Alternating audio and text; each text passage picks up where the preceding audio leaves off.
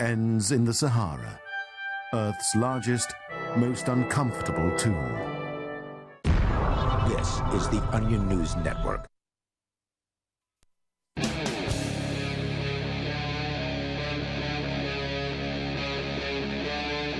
Free Talk Live.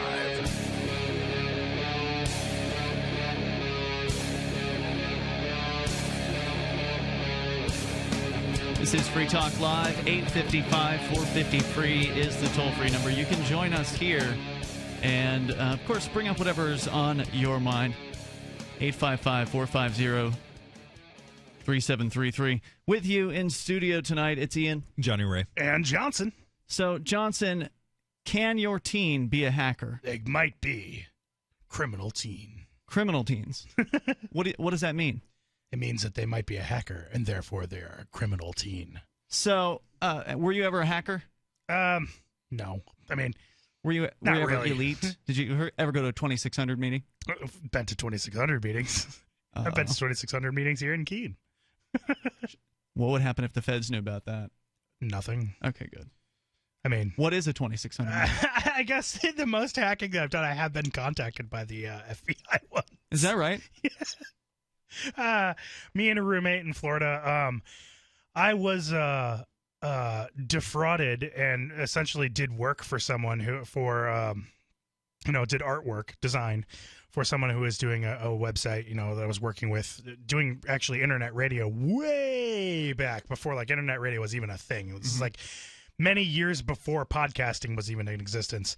And I was helping with some design for an internet radio website, and he just didn't pay me. And so me and my roommate at the time were like looking at it like, how can we get back at this guy? And guessed the password to his he had a Disney website. And so we guessed it. First try. And so then we had, administrative access to his website. And so it was like essentially like, hey, are you going to pay me? No. Okay, fine. And then we got into a 2600 chat room and just gave out the password. Here you go. We're not going to hack it, but someone else can if they want to.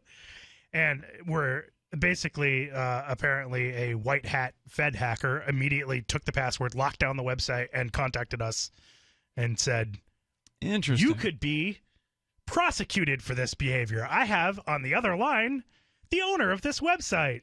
And basically was just like we're going to scare the crap out of you. And how old were you at the time?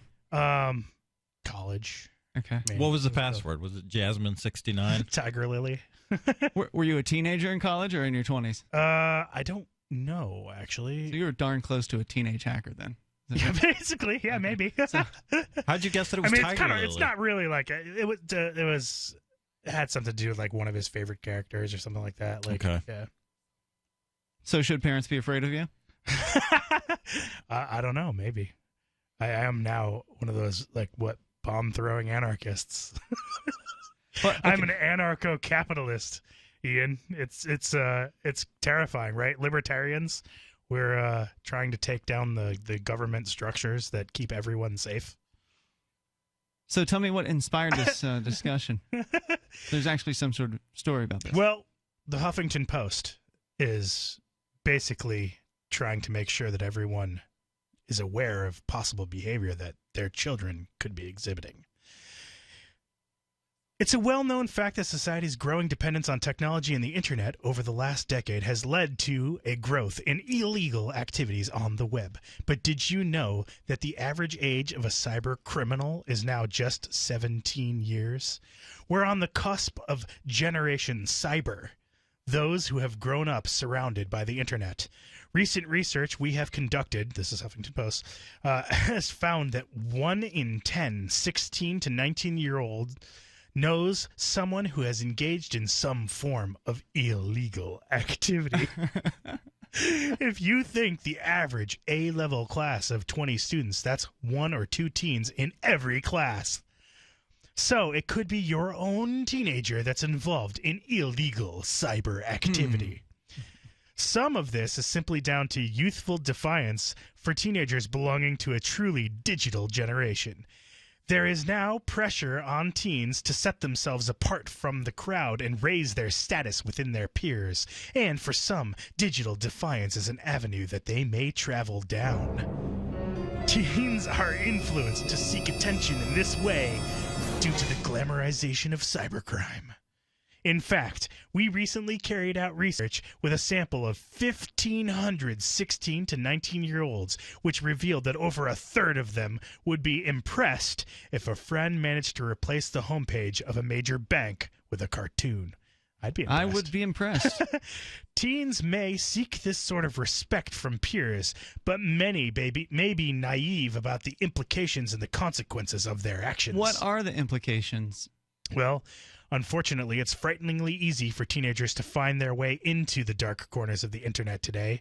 Young people exploring, experimenting, or taking their first steps towards making some easy money online can end up in a dubious online discussion group in search of advice. Once there, they are vulnerable to exploitation, perhaps being drawn into a fraudulent activity by playing the role of a money mule, or being asked to create a malicious program, probably by a federal agent. In most of those cases, probably it would be a federal agent trying to, teach your kid how to hack, then get them to do something hacking, and then own them. Yeah, it seems like a bad idea to just go into some old chat room and put it out there that you want to do those things. There are signs parents can look for to assess whether children are getting involved in dangerous activities online.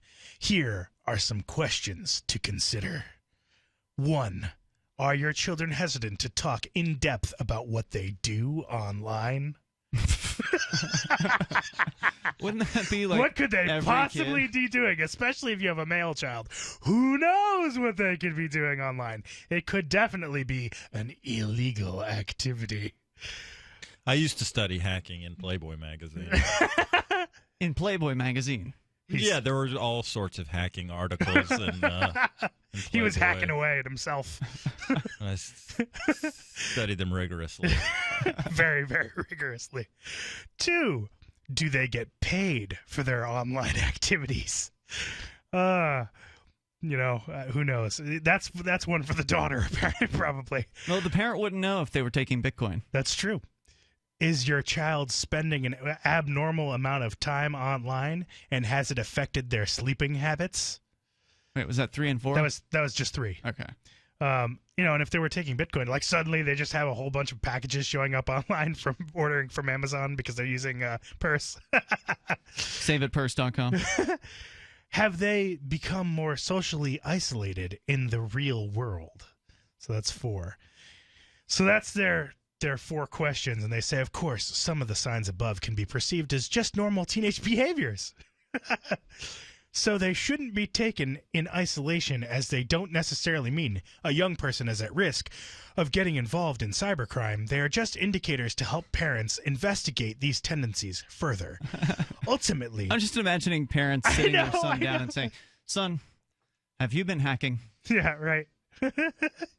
Ridiculous. Ultimately, it is vital for us as parents to be aware of the kind of risks and threats that are out there so that we can protect this new generation of tech-savvy teens.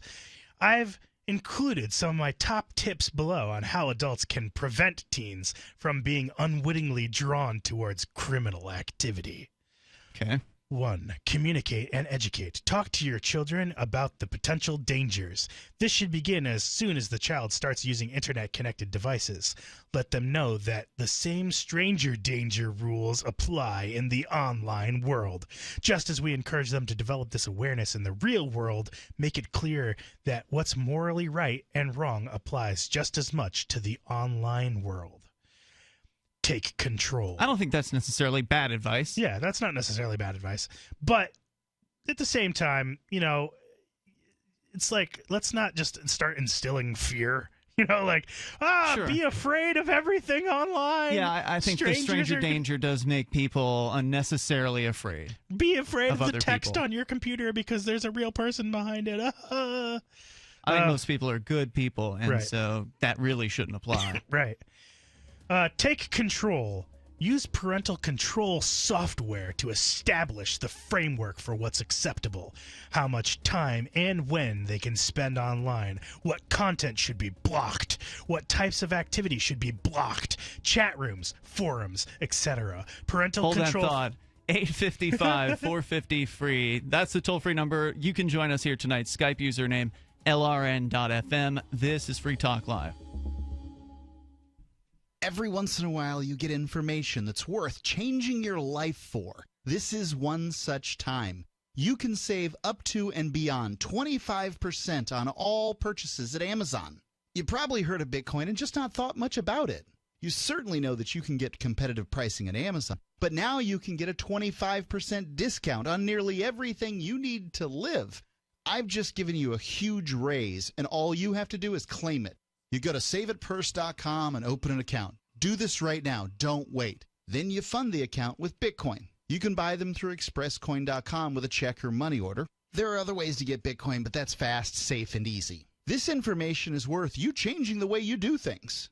Go to saveitpurse.com right now, get signed up, and cash in on the huge raise I'm offering you.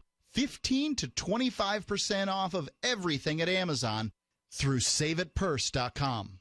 It's saveatpurse.com. It's about time something new came along for better selling and buying online. And I found it. What now, Marge? It's buysellmakeoffer.com. Never heard of it. It's a brand new company. That's why you've never heard of it. It's the newest and best way to sell any products online. I did all the research. Sell my car? Yes. Our home? Yep. My golf bag? Your golf clubs. All of them. How about your purse collection hoard? Hey, now. You said any product. Right. I did. We get 30 days free. Really? Packages starting from only $7.95. And buysellmakeoffer.com will never charge item fees, ever. Never. And this is cool. Listen to this. You can even use Skype or video to show your items. That's cool. Yes. All we have to do is go to the website, sign up, and then load our stuff to sell. I love this site. Buysellmakeoffer.com. Buysellmakeoffer.com. You got it? Buysellmakeoffer.com. Buysellmakeoffer.com. Better selling, better buying. Never, ever send a follow-up email asking, "Did you get my email?" Email 101. If it didn't bounce back undeliverable, it got where you sent it. And avoid transmedia pestering, like calling to ask, "Did you get my email?" or emailing to say, "I left you a voicemail." If your emails and voicemails aren't being acknowledged, your problem isn't technology, it's technique. Is your message concise and understandable? Have you boiled it down to seem as relevant as possible to the recipient? In other words, is it the opposite of spam or junk mail? All of this really matters if you're a job seeker. But even if you're not, with money and attention so scarce now, effective communication skills have never been more important. For more tips, hit survivalspeech.com. I'm Holland Cook. You can listen to Free Talk Live on the radio, podcast, satellite, webcam, and our live streams. But did you know you can listen to Free Talk Live from any phone, anywhere? Add this number to your phone, 213-493-0308. It's a long-distance call, so make sure you're familiar with your phone's calling plan. The listen lines are airing the latest episode of Free Talk Live 24 hours a day, including our live shows. Call 213-493-0308. That's 213-493-0308.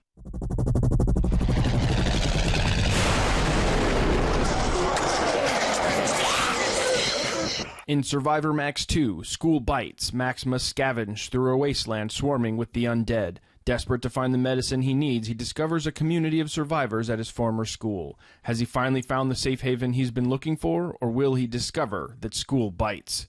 Look for Survivor Max on Facebook, read reviews on Amazon, and read Chapter 1 at survivormax.com. You can connect with the Liberty Radio Network via our Facebook page at facebook.lrn.fm. That's facebook.lrn.fm.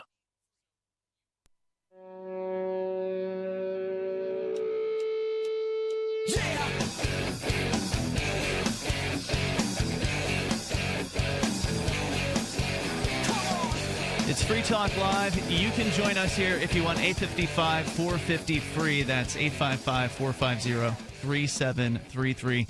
In studio tonight, it's Ian, Johnny Ray, and Johnson. Teenage hackers. 1 out of 10, Johnson. Now, where was the story that you were sharing with us? Huffington Post 10. Huffington Post. 1 out of 10 teens supposedly are involved, or at least, wait, it was 1 out of 10 know someone who's been involved in hacking, I believe is what they said. So it's not a huge penetration into the teenage world, but I mean, there definitely are young people out there who are interested in security systems and probably know that as being under the age of 18, they may have limited liability for their actions. Yeah, Maybe, I mean, but I mean, when you think about this, 1 in 10 teens age 16 to 19 has engaged in some form of online illegal activity. Oh, has engaged in it. Yeah, has engaged in it. That's what the statistic is. So 10% have engaged in online activity. Which could mean a lot of things. Well, my right? immediate response is, it's probably a lot higher than that. Okay, sure. A lot higher than that. Because you think illegal downloading. Okay, if you're trying to convince me that it's 10% of the population of kids age 16 to 19 has made an illegal download, it's only 10%, you're delusional. Engaging in viewing online pornography, which is illegal for someone who's under the age of 18 to do, and you want to tell me that someone takes some 10% of ages, 10% of students or kids age 16 to 19, only 10% of them have looked at online porn? You're delusional. I'm sure that the amount of people who have engaged in online illegal activity in that age range is probably well over 50%. Well over it. That would be my guess. You can share your thoughts here with us at 855-450-FREE. Also, if you've got a small business and you're looking for business cards, $9.99 will get you 500 business cards from Vistaprint.com. You can upload your logo to one of their designs or upload your own entire design, which is what I did with Derek J's Victimless Crime Spree. Created a small palm card with just graphics on the front and the back. Super easy to do. You can, of course, customize the text, color, backsides, and more. And if you want to upgrade to thicker stock or get a brilliant finish like metallic, spot gloss, or raised print, you can use Vistaprint.com and get started with 500 business cards at just $9.99 with code FTL. So use code FTL to get the deal at Vistaprint.com. So teenage hackers, they're saying they're out there. It's sounding spooky. Is it really something for parents to be concerned about? Is this going to get their kids in trouble? Well, not if they're good. That's like, you ask your kids, the things that they say about, your kid, smoking marijuana, for example. They'll tell you that's going to make you go crazy. They're going to tell you that it's going to, who knows? I mean, they make things up about this stuff, and it's, the same thing about hacking. I mean, if I had a kid and I found out my kid was hacking, I mean, I would encourage that behavior so much. But I don't know. I mean, maybe I would try and steer it in a positive direction. But would you try to help him, encourage him to get better at his skills? I mean, somehow. I mean, that type of behavior, that type of if your kid's a hacker, your kid's chosen a career that's going to probably actually net them money, as opposed to someone who's studying, philosophical poetry of the 19th century or something, and they're going to go get a art history degree or something like that. It's like, no, stop. Ian, has freetalklive.com been attacked? I've got a fairly competent tech team that kind of handles things like that. So it's really not something I'm concerned about. If you have a website thankfully. on the internet, your website is under constant attack, nonstop. If you have a computer, if you want to experience what it's like to be on the internet and attack, just turn off your hardware firewall on your router. In other words, set your computer to be your IP for your computer to be in the demilitarized zone, is what it's called, and that's where you put your computer directly on the internet, and then watch your computer explode. Because there are so many default protections built into your router that protect you from For example, there are hackers who have written bots that just scan around the internet for open ports on computers, and if they see your computer and see those ports, that's it. They're gonna, the bots will find a way into your computer and just install malware that self-replicates and finds other computers. And you become what's called a zombie machine, and you start be like a botnet. Like there are even experienced security professionals. There's a really well-known security professional right now. His name is Steve Gibson, and he has programmed programs like, maybe you've heard of Shields Up, Ian. I know you are kind of techie. Shields Up sounds is one familiar. that allows you to scan your own network to see if you have open ports on it. Right, that's a website. Yep. use that. And he wrote a program called SpinRite, which is this hardware. It's like it scans your hard drive and it repairs damaged sectors. So like even really bad crashed hard drives, it can fix and repair. This guy's wow, that sounds really amazing. He's been doing things for a long time. Very, very, very techy. And his website is down right now. And he can't get it. There's nothing he can do. He's working with these tech companies. And the reason why is because the only way to protect yourself from what's called a distributed denial of service attack is to spend a whole lot of money on basically protections for that. It's like distributed server, like a content delivery network where your site is distributed across different servers all around the country, those types of things. So if one goes down, you've got redundancy. Right, exactly. And it's able to redirect, and it's able to split up huge amounts of traffic. But his site has been under this distributed denial of service attack, which is, one person is able to do these DDoS attacks. Wait, wouldn't that one person have to have like a botnet, some sort of thing? Exactly, and they're able to do that because of people who have, leave ports open on their computer, and their computer gets turned into a zombie machine, which is where this long-winded point has come from. But the zombie machines are then become part of a botnet, and botnets can be used. Your computer could be unwittingly being used to help take down someone's perfectly peaceful, normal website that, did nothing to anyone. You following this, Johnny Ray? Yeah, somewhat. Toll-free number tonight, 855-450-FREE. You can join us here. That's 855-450-3733. Botnets. I mean, how vulnerable are people to this? The average person, I mean, if you do dumb things online, like click on things that you shouldn't be downloading, I mean, if you like what? I mean, what's an example of that? There's pretty example. I mean, like, most people, if you get an email from like your friends or whatever, and it says like wedding pictures.exe,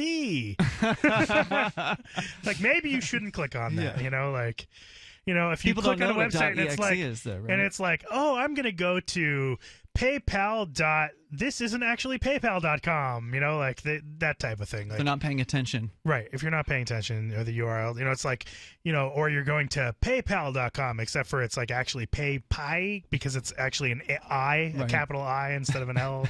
And you weren't paying attention. Like, and it looks like it's PayPal, but now you're sending money to West Iraq. I don't know. 855-450-FREE. That's the toll-free number there. 855-450-3733. Also, Skype in. Username here is LRN.FM. You can comment on this or whatever's on your mind. This is Free Talk Live. Serious investors and traders want to make 81% return in 60 seconds? Use the same secret algorithm professional hedge fund managers use to make billions of dollars of profits. Turn $250 into $4,903 in just 7 clicks of a mouse. Our tool is so simple that my 82-year-old grandmother can use it to make insane stock market profits. Go to BigBuckRiches.com. Watch the free video before the hedge funds make us take it down. Go to BigBuckRiches.com. From the Robert Allen System. Current returns not indicative of future results. Paid non-attorney spokesperson Adam Pulaski of the Pulaski Law Firm with principal office in Houston, Texas is the attorney responsible for the content of this ad. This ad is not legal advice, and the choice of a lawyer should not be based solely upon advertisement. Services may not be available in all states. Attention Xarelto users. If you or a loved one took Xarelto and suffered a serious bleeding event, you may be entitled to financial compensation. Xarelto is a popular prescription blood thinner used to prevent blood clots and protect patients from strokes. These serious bleeding events have led to numerous cases of hospitalization and even death. Phone lines are open 24/7. Call 800-261-0937. That's 800-261-0937. Free Talk Live, the show where anyone can call about whatever they want.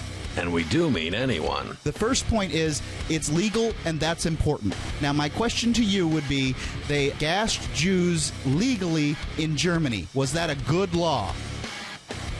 Well, I don't know. I don't live in Germany.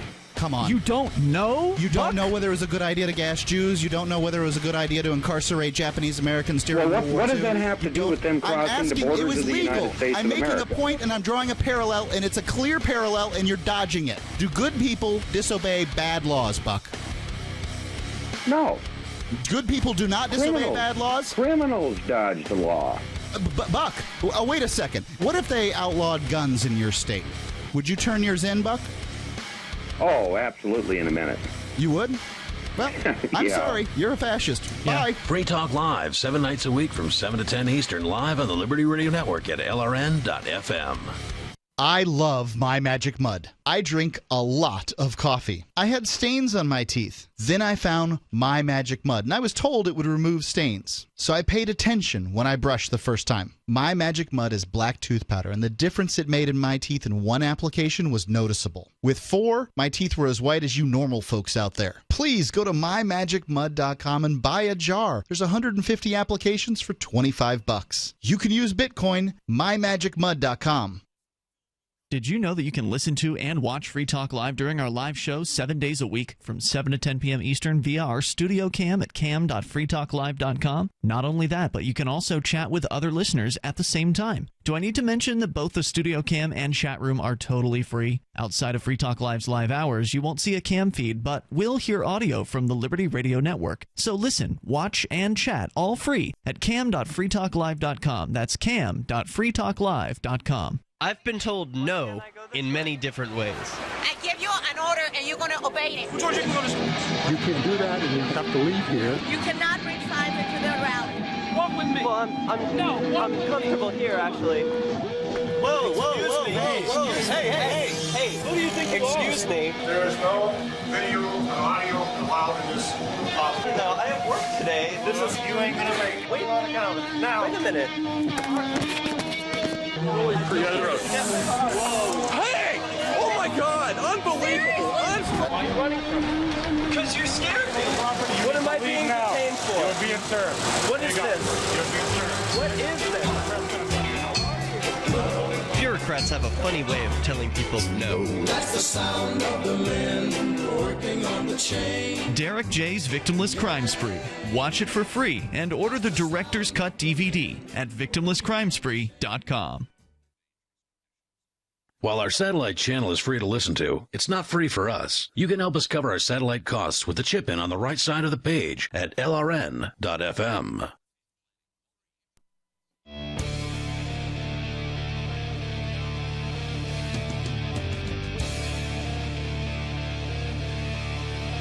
This is Free Talk Live. You can join us. Bring up whatever's on your mind. Toll free at 855-450-FREE. Or are you a teenage hacker? Were you a teenage hacker? Were you the parent of a teenage hacker, or are you the parent? You can certainly share your experiences with us, Johnson. I'm guessing that they would Skype in. You can Skype in at username lrn.fm. And if you're online, you should be protecting yourself with ProXPN. It's a virtual private network. They encrypt your data from your computer or mobile device. ProXPN offers OpenVPN, the gold standard of network encryption. Apps for Windows, Mac, iOS, Android, and there's Linux support as well. Unlike other VPNs, ProXPN keeps no logs of your activities whatsoever. With more servers being added all the time, they're working hard to give you greater speed and security compared to other VPNs. And if you're a Windows user, ask ProXPN about changing your DNS settings for even greater anonymity. They accept credit card and even Bitcoin. If you use code FTL50, you can get 50% off the regular monthly price for the lifetime of an annual account. It can end up being cheaper per month than a good cup of coffee.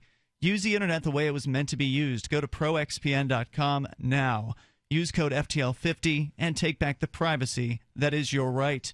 We're talking about teenage hackers. I wrote my own VPN when I was 12 to cover my illegal activities. It uses a 256-bit encryption. Well, I mean, there probably are a lot of young people who are very accomplished programmers. That's true. Right? Yeah. They have a lot of free time. If you have a lot of free time, you can learn how to program, right? That's absolutely true. Right. So what's What's controlling? Next? There's actually more to the story. There's a little bit more to the story. Huffington Post. So to recap, we were talking about one of their measures to prevent or monitor these behaviors, which is to take control. Use parental control software to establish the framework for what's acceptable. Would you do that? Absolutely not. What about you, Johnny Ray? Would you use parental control software on your kid's internet connection? Yes. Why? Because I wouldn't want them looking at porn, I guess. And if they are seeking out porn, why would I stop them from doing that? I wouldn't show them porn. That would be really weird. But I would certainly, if they're seeking it out, they already know what it is. If they're seeking it out, why would I stop that? I mean, once kids get to the age of where they're going to go start digging for, like when I was a kid and, when, people who I'm sure a lot of who are listening who are even older than I am would go and find porn magazines, or their friends would have a stash or, there'd be, people would trade videos, I'm sure, even a little bit after my generation before the internet. If they're at that age where they're going to find it, they're going to find it. You're not going to stop them. Yeah, I remember when I was that age, and my friends their parents had a stash, and we'd watch it when they were away, and it was a big deal, because it was hard to find back then. But nowadays, it's not so hard to find, is it? Right. And that software, in fact, installing that software, you might just be encouraging the behavior more because then they're going to figure out how to hack the software. I mean, I did have parents that tried to limit my computer time when I was young. Computers back when had keyboard locks on them, a little round lock. I don't know if your computer has a lock on it. A lot of them still do, but essentially there was this lock. So at one point they had the keys and got my keyboard locked. At one point I had TV restriction. I had a stepfather who was like really strict and weird, and so the plug literally cut off my TV at one point. So I learned how to splice a cable. I duct tape, I got not duct tape, but electrical taped it back together and fixed it. Necessity is the mother of invention. I had a lock. The lock on my keyboard was locked. I figured I found out that you can pull the eraser out of the end of a pencil and put it in there and pick the lock. So I picked the lock on my computer. And then he had the illusion of security because he thought he could lock my computer and control it at whim, and I was just unlocking it, and then I could just relock it and act like it had never been unlocked. So, you don't necessarily want to get into that territory. Sure, it's control. It's just unnecessary control, and if you're listening to this show, you should understand that doesn't work. It's true. 855-450 free allows you to join us.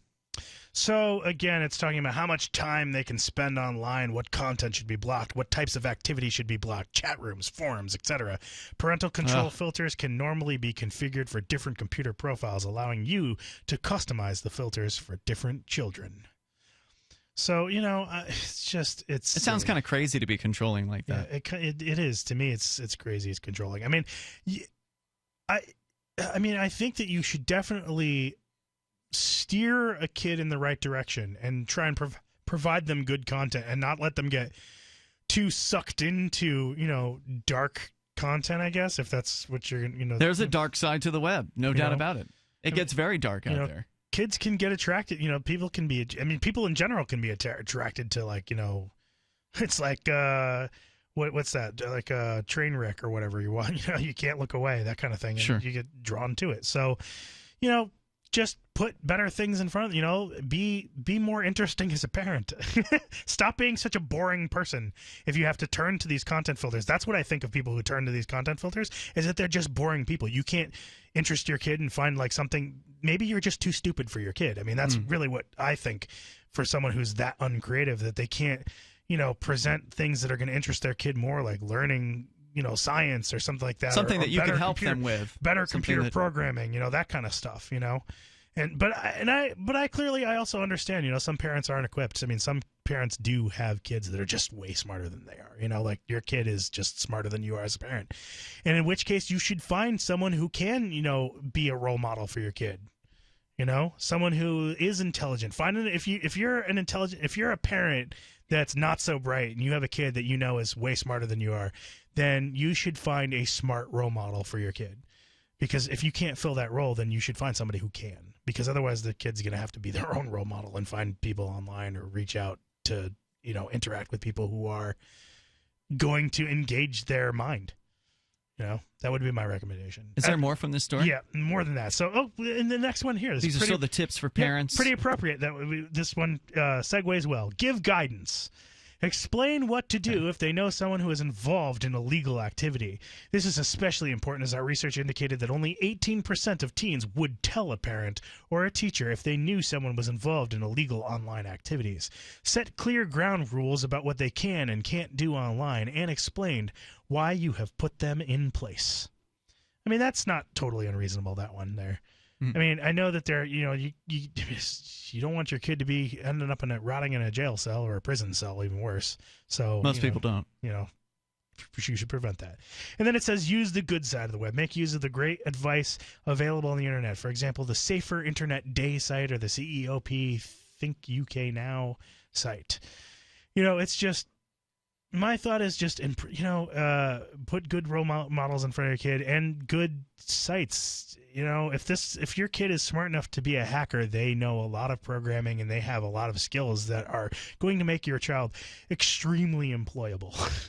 Well, I was going to ask you what the difference was between the white hats and the black hats, but first let's go to Dom in Maryland. Dom, you're on Free Talk Live. Go ahead with your thoughts. Oh, it's a pleasure to speak with you. Thanks.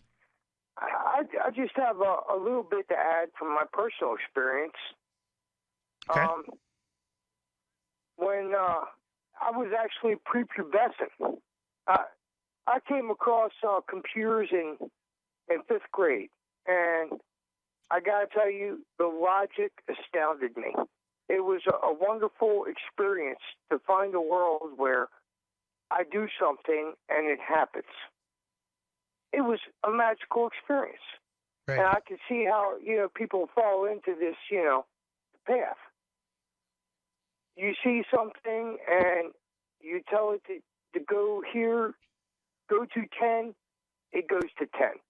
It's not like the rest of the universe where it goes to 15 and a half or, it comes up and breaks your knee behind your back. I mean, even more so now with hobby electronics and robotics and all these things that these kids can get now to build their own machines. I mean, they can. It's crazy. Tom, hold that thought. 855-450-FREE. That's our toll-free number. You can join us here. Also, Skype username is LRN.FM. It's Free Talk Live. Are you suffering with hearing loss? Are you sick of people constantly complaining that your TV is too loud? Are you tired of asking people to speak up? Would you like to hear more clearly, but you don't want to wear a hearing aid that makes you look old? Then you need to try Listen Clear, a life-changing breakthrough precisely designed by top audio engineers to fit your ear almost invisibly. And you can adjust Listen Clear to find the perfect way to hear everything, wherever you are and whatever you're doing. And right now you can try Listen Clear absolutely risk-free with free shipping. We'll even give you free batteries for life. So call now, 1-800-719-9349. Listen Clear is lightweight and completely hassle-free, and it's practically invisible. Call for your 100% risk-free home trial with free shipping and free batteries for life. For free information, call now, 1-800-719-9349. That's 1-800-719-9349. 1-800-719-9349. Ted Anderson telling you about Jordan Rubin's Beyond Organic Green-Fed Raw Chet Artesian Cheese featuring whole milk created through ancient dairy breeding, unpasteurized, untreated whole milk on the same farm the cows graze, containing natural sources of omega-3s, CLA protein, calcium, probiotics, and enzymes. I have never tasted cheese this good, and you need to try it. Contact your longevity distributor or call 877-878-4203 or go to gcnteam.com. You haven't experienced yogurt until you've tried a Mossy, embodying health and flavor in a true whole milk, green-fed dairy beverage. Every sip pays homage to our old world cows and the ancient culturing methods their milk benefits from. With over 30 probiotics, a Mossy's undeniably nutritious, refined, cultured sensation bolsters your health and awakens your passion for dairy. A Mossy's so good, and you need to try it. Contact your longevity distributor or call 877-878-4203 or go to gcnteam.com. This alert just came in. This special announcement is for business owners and leaders of organizations who've been waiting for the right time to build. General Steel has made it impossible to wait any longer with rock-bottom prices that could save you thousands. That's right, General Steel, America's leader in pre-engineered structures, is offering buildings at prices you will never see again. Don't miss these prices. A 50 by 100 for under $30,000. You heard right. That's 5,000 square feet under $30,000. Manufacturers, if you need a larger building, try a 100 by 100 commercial building for $129,000. You can't afford to rent with these prices. Imagine a 70 by 100 foot church building for under $69,000. With the economy improving and interest rates still at historic lows, you can't afford to wait. Call 800-917-8251. 800-917-8251. 800-917-8251. LRN.FM is proud to announce our official listening apps for Android and iOS devices. Now you can easily tune into our streams anywhere, anytime on your smartphone or tablet. Just visit apps.lrn.fm or search for LRN.FM in the Android or Apple app stores. Please download, rate us 5 stars, then share the link on your social media, and let your friends and family know how you're listening to LRN.FM. Download it now, free, at apps.lrn.fm. This is your Roberts & Roberts Brokerage Daily Precious Metals Update. On Tuesday, gold is $14 higher at $1,222 per ounce. Silver is up 10 cents at $15.33 per ounce. Bitcoin is trading at $421 US. Silver and gold are gaining back yesterday's losses, but I think silver still represents the better bargain. Ask us how you can own silver today at 800-874-9760 or online at rrbi.co. Help get LRN.FM into more ears. Visit promote.lrn.fm for a free bumper sticker, flyers, banners, graphics, and more. Promote.lrn.fm.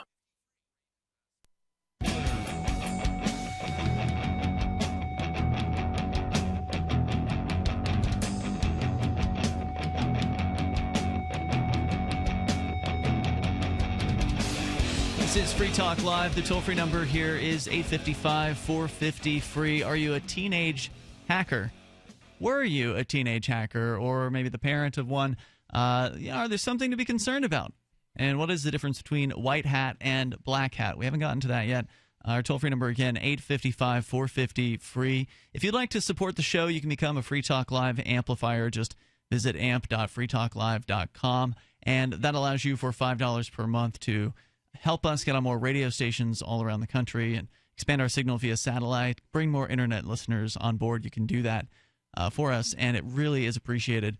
Please visit amp.freetalklive.com. You can use any major credit card through PayPal, Visa, or MasterCard, as well as Bitcoin. amp.freetalklive.com. Let's continue briefly here with Dom in Maryland. Dom, what was it that you were calling about tonight? Well, basically, you were talking about young hackers and stuff, and I see a big difference back in my day. Before, I was, using the internet before, AOL showed up. Okay. We had to do, like 300 baud modems. And, you go way back. Everything was, a lot more complicated. Then when it become commercialized, then you've got all these idiots to advertising. But that's not really the point of, the conversation. The biggest difference I see these days is it's not so much about curiosity. It's more about, trying to... just this guy's far out, man. Capture, in the earlier days. Wait, what is it about? More pure science. So you said it's not about curiosity; it's about what instead? Now it's more about just capturing. It's more about subduing. Like capturing a website or changing a website. Is that what you're saying? Well, it's not. Yeah, it's like you can't go to a website now. We used to have websites that would be like less than 1 megabyte. A lot of hacking. Way more information than you see on anything with these quick feasts. Tom, thanks for the call tonight. Toll-free number is 855-450-FREE. Sounded like a jaded tech guy. Well, he is a little bit, but hacking has always been a lot about what it's called is it's like bravado. It's like a trophy. It's like just doing something to show off. I did this. It's the type of people that are going to play chicken in cars. It's of course, but it's the intellectual version of that. It's doing more dangerous things online in terms of like trying to hack into bigger and bigger, like the article mentioned bank websites or whatever. I mean, but a lot of people will take over small websites like maybe, puredisney.com or police which doesn't websites exist anymore. Or police websites. Did you do something like this? No, certainly not. No, but it's not uncommon for hack groups to attack police. Sure. Yeah. Absolutely. Especially nowadays, I would assume, So maybe you were a hacker. You're welcome to share your experiences with us if you feel comfortable with that. 855-450-FREE. I mean, I read 2600 magazine when I was a kid, but I never really pursued any of that stuff. Right. I mean, now we know someone here who writes for or has written for 2600 magazine. So, there are tech people around who are very skilled, obviously, in the liberty movement. When you think about like the Edward Snowden, has recently spoke. I mean, this is a. I think that liberty-minded folk and hackers, people who think that information should be free, and people who are very logically thinking, it tends to be groups that coincide a lot. You look at. First of all, a lot of people accuse libertarians and the liberty-minded community in general of being heavily male, like, oh, it's all just for white men. Well, I don't know. There's a lot of ladies in the Free State Project. I think so, too. I don't think that that's necessarily an accurate statement. I think it is probably a little bit weighted in that direction. But the other interesting accusation that's lobbed at the liberty movement is that how many of how many are in the tech industry, and the numbers are huge. I mean, there are just so many, like computer professionals in IT of very, networking, programming, just tech support, just outstanding numbers of people who are in tech support or IT in some fashion who are also libertarian. I have a question for the experts. Is hacking a real property crime, or is it an intellectual property crime, or is it a case-by-case basis? I think it would be very case-by-case basis, because the word hacking isn't even necessarily really well defined. I mean, people, there's like sites out there now like Life Hacker, where you're like, oh, use an office clip to, close your bag of chips. Use that like office paper binder clip to close the potato chips. Like that would be like a life hack. Or use a rubber band to hold the I don't know. I'm not even gonna keep trying to just do crazy stupid. Well, I have life hacks something. I have a hack. It's called the twist and tuck method. Oh yeah. And I use it for replacing can liners in garbage cans. And instead of what most people do, if they want to have like a clean finish on their garbage receptacle, is they'll knot the bag independent of the whole garbage can, and then stretch it over the lid. But all you need to do is put the bag in there, fill it out, so it fills the volume of the can, and then just pull the ends, the lip of the bag around the top, twist it up in a corner, nice and tight and neat, and you tuck it under. Right. No need for a knot, and it's more secure. It's the most secure way to put a can liner in a bag, and that's my janitor life hack for you today. I have a trash can that's fantastic, and I would have never thought of this tuck method. Twist and tuck. I would not have thought of this on my own, but my trash can taught me, because my trash can actually has a hole in the side of it that has like little flaps almost that are only go one way. They kind of go in but not out, and essentially it's a thing where you twist the bag and then you shove it all into this hole, and it won't let the bag come back out, and so it makes the bag neat, like in the actual trash can, which I was like, oh, that's really cool. Now I always have a neat thing. I didn't notice it at first, and then I saw it. I'm like, What's this hole for? Oh. These are useful tips. So, Johnson, what is a white hat? You mentioned it earlier. Yeah, I totally I think we should talk about that. I derailed myself from this, the whole reason why I'm talking about life hacks. Because this whole thing that you brought up from Huffington Post, makes it sound like teenagers are doing these bad things but with their hacking skills. The word hacker doesn't even necessarily mean, like a lot of people are like hacker, like it's sort of like how the word anarchist has been redefined, from no rulers to I'm a bomb-throwing socialist. Like that's what some people determine that the word anarchist means, and it has nothing to do with the actual definition. Even a lot of anarchists have perverted the meaning of that. And sort of the similar way with hacker. Hacker is really just someone who learns the way things work, essentially, and then goes and looks for information. So, and I'm certainly by no means any sort of authority on talking about hacking. I just found this article interesting, and I've been kind of studying and learning about hacking for a very, very long time and paying attention to that. But I'm not even a programmer, so I can't really comment too much on what it means to be a hacker because I've never really, really been a hacker. But you've never programmed anything? I've done programming classes on really basic programs. Okay. I could write like a minor calculator or something. You've gone to 10, I'm sure. Yeah, I've definitely gone to. I've definitely caused a. No, as the earlier caller was talking about logo, which is the turtle. Mm-hmm. You remember that turtle from a really, really long time ago? It's like a green turtle, and then you would tell it to go to 10, and it would like draw a little line, and then you could make it go around. And wow, yeah. So that's go to was also a basic, basic, yeah, function. That was you would say go to for creating loops. Now it's just much easier, like for, if, and, else. Those types of things for creating a program and creating the logic that drives a program. But I'm not. Again, not really a real programmer. In programming, I've gotten up to, and I've learned some Java and C, but there's a point in programming that is what's called object orientation, and it's basically a way of structuring logic into groups and pieces, like so that you don't have to keep writing the same programs over and over again. You make them like encapsulated in blocks and chunks. So it's like, imagine if you could be as an author, if you were writing books and you didn't have to like.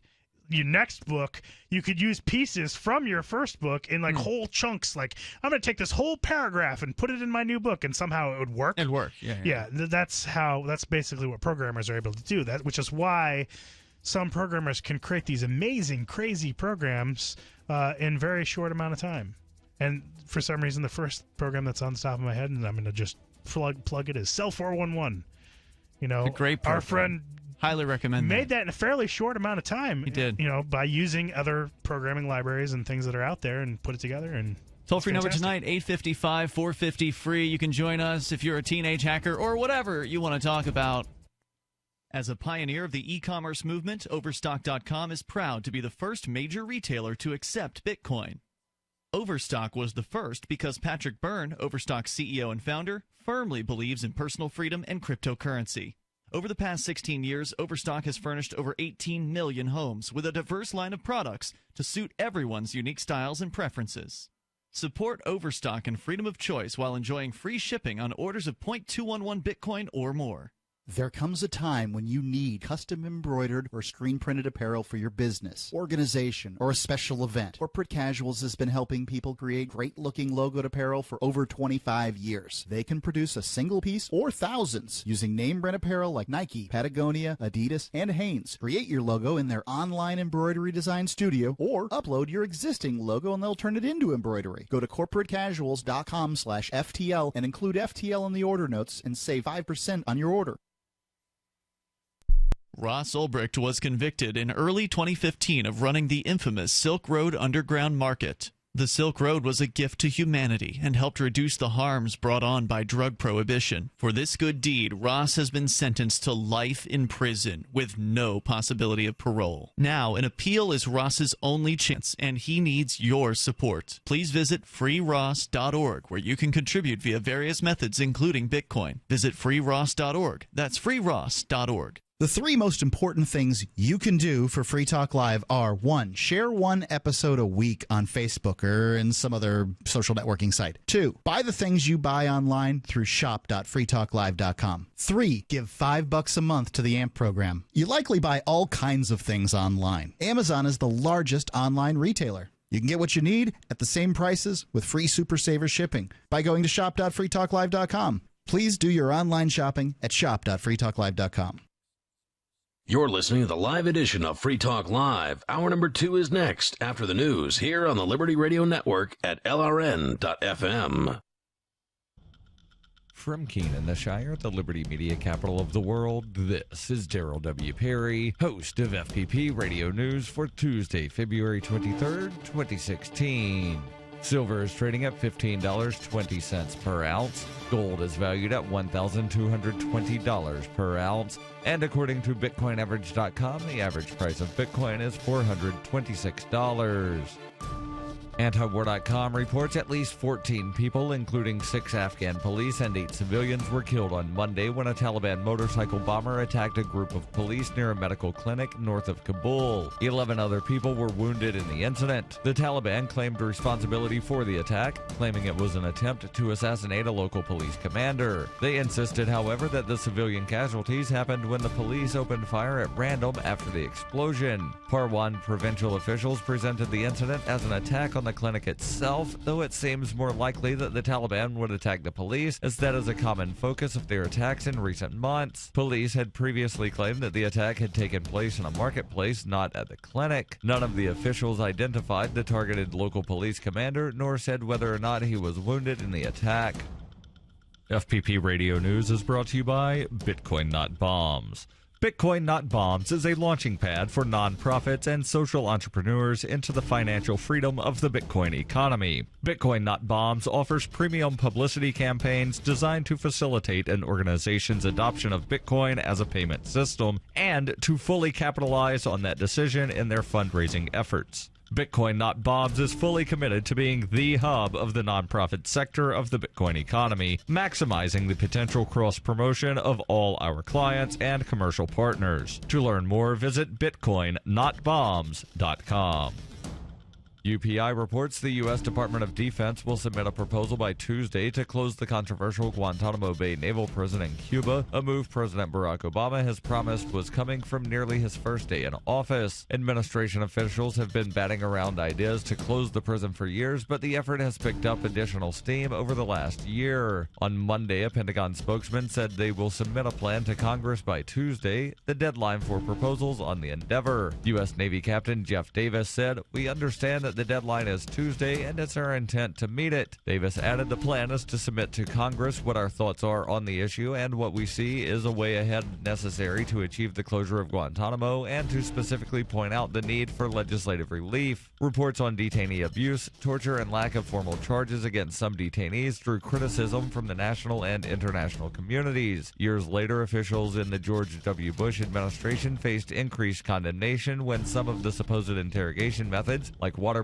or simulated drowning, were made public. Most of the detainees at Guantanamo Bay were ultimately tried or transferred, but 91 inmates are still captive there, which has made closing the prison difficult. Federal officials aren't sure where to send the remaining suspects, though, as staunch opposition has surfaced and resisted sending the inmates to any U.S. prison out of national security concerns. Since taking office in 2009, Obama's administration has transferred 151 inmates at Guantanamo to other countries. The Pentagon said on Monday that is a key question defense officials are trying to overcome.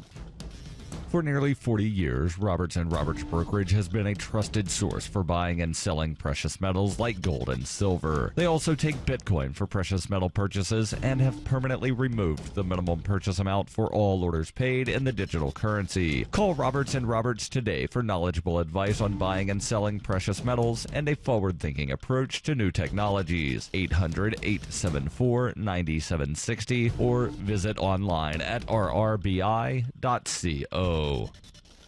Reuters reports, under a proposal announced by a state lawmaker on Monday, fashion models who want to work in California would need a doctor to attest that they are a healthy weight and not suffering from an eating disorder. The bill proposed by California State Assembly member Mark Levine follows efforts in several countries to fight anorexia nervosa and other eating disorders among models who are relentlessly pressured to lose weight or lose work. Under his bill, which was introduced February 19th, modeling agencies would have to be licensed by the California Labor Commissioner and could be fined if they hire models who do not have a physician certifying they are healthy. Last spring, France banned excessive thinness in models. Israel enacted similar measures in 2013, while other countries like Italy and Spain rely on voluntary codes of conduct to protect models. As many as 40% of fashion models may suffer from eating disorders.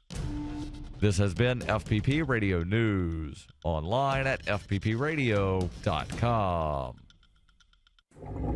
As Sao Paulo struggled to dig out after last week's devastating earthquake, I'm just praying. I'm just praying and helping. One group was left with no one to care for them. There is nowhere for these homeless dogs to go. There is no food to give them. There is no clean water. These dogs are going to starve to death. I have to do the humane thing. I have to put these dogs down. O'Brady Shaw is the only journalist compassionate enough to do what has to be done.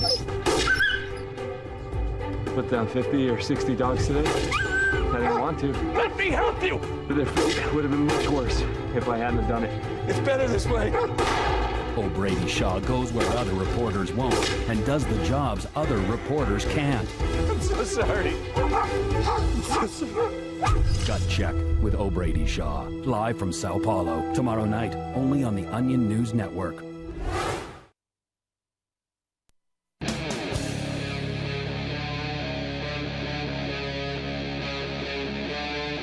Free Talk Live.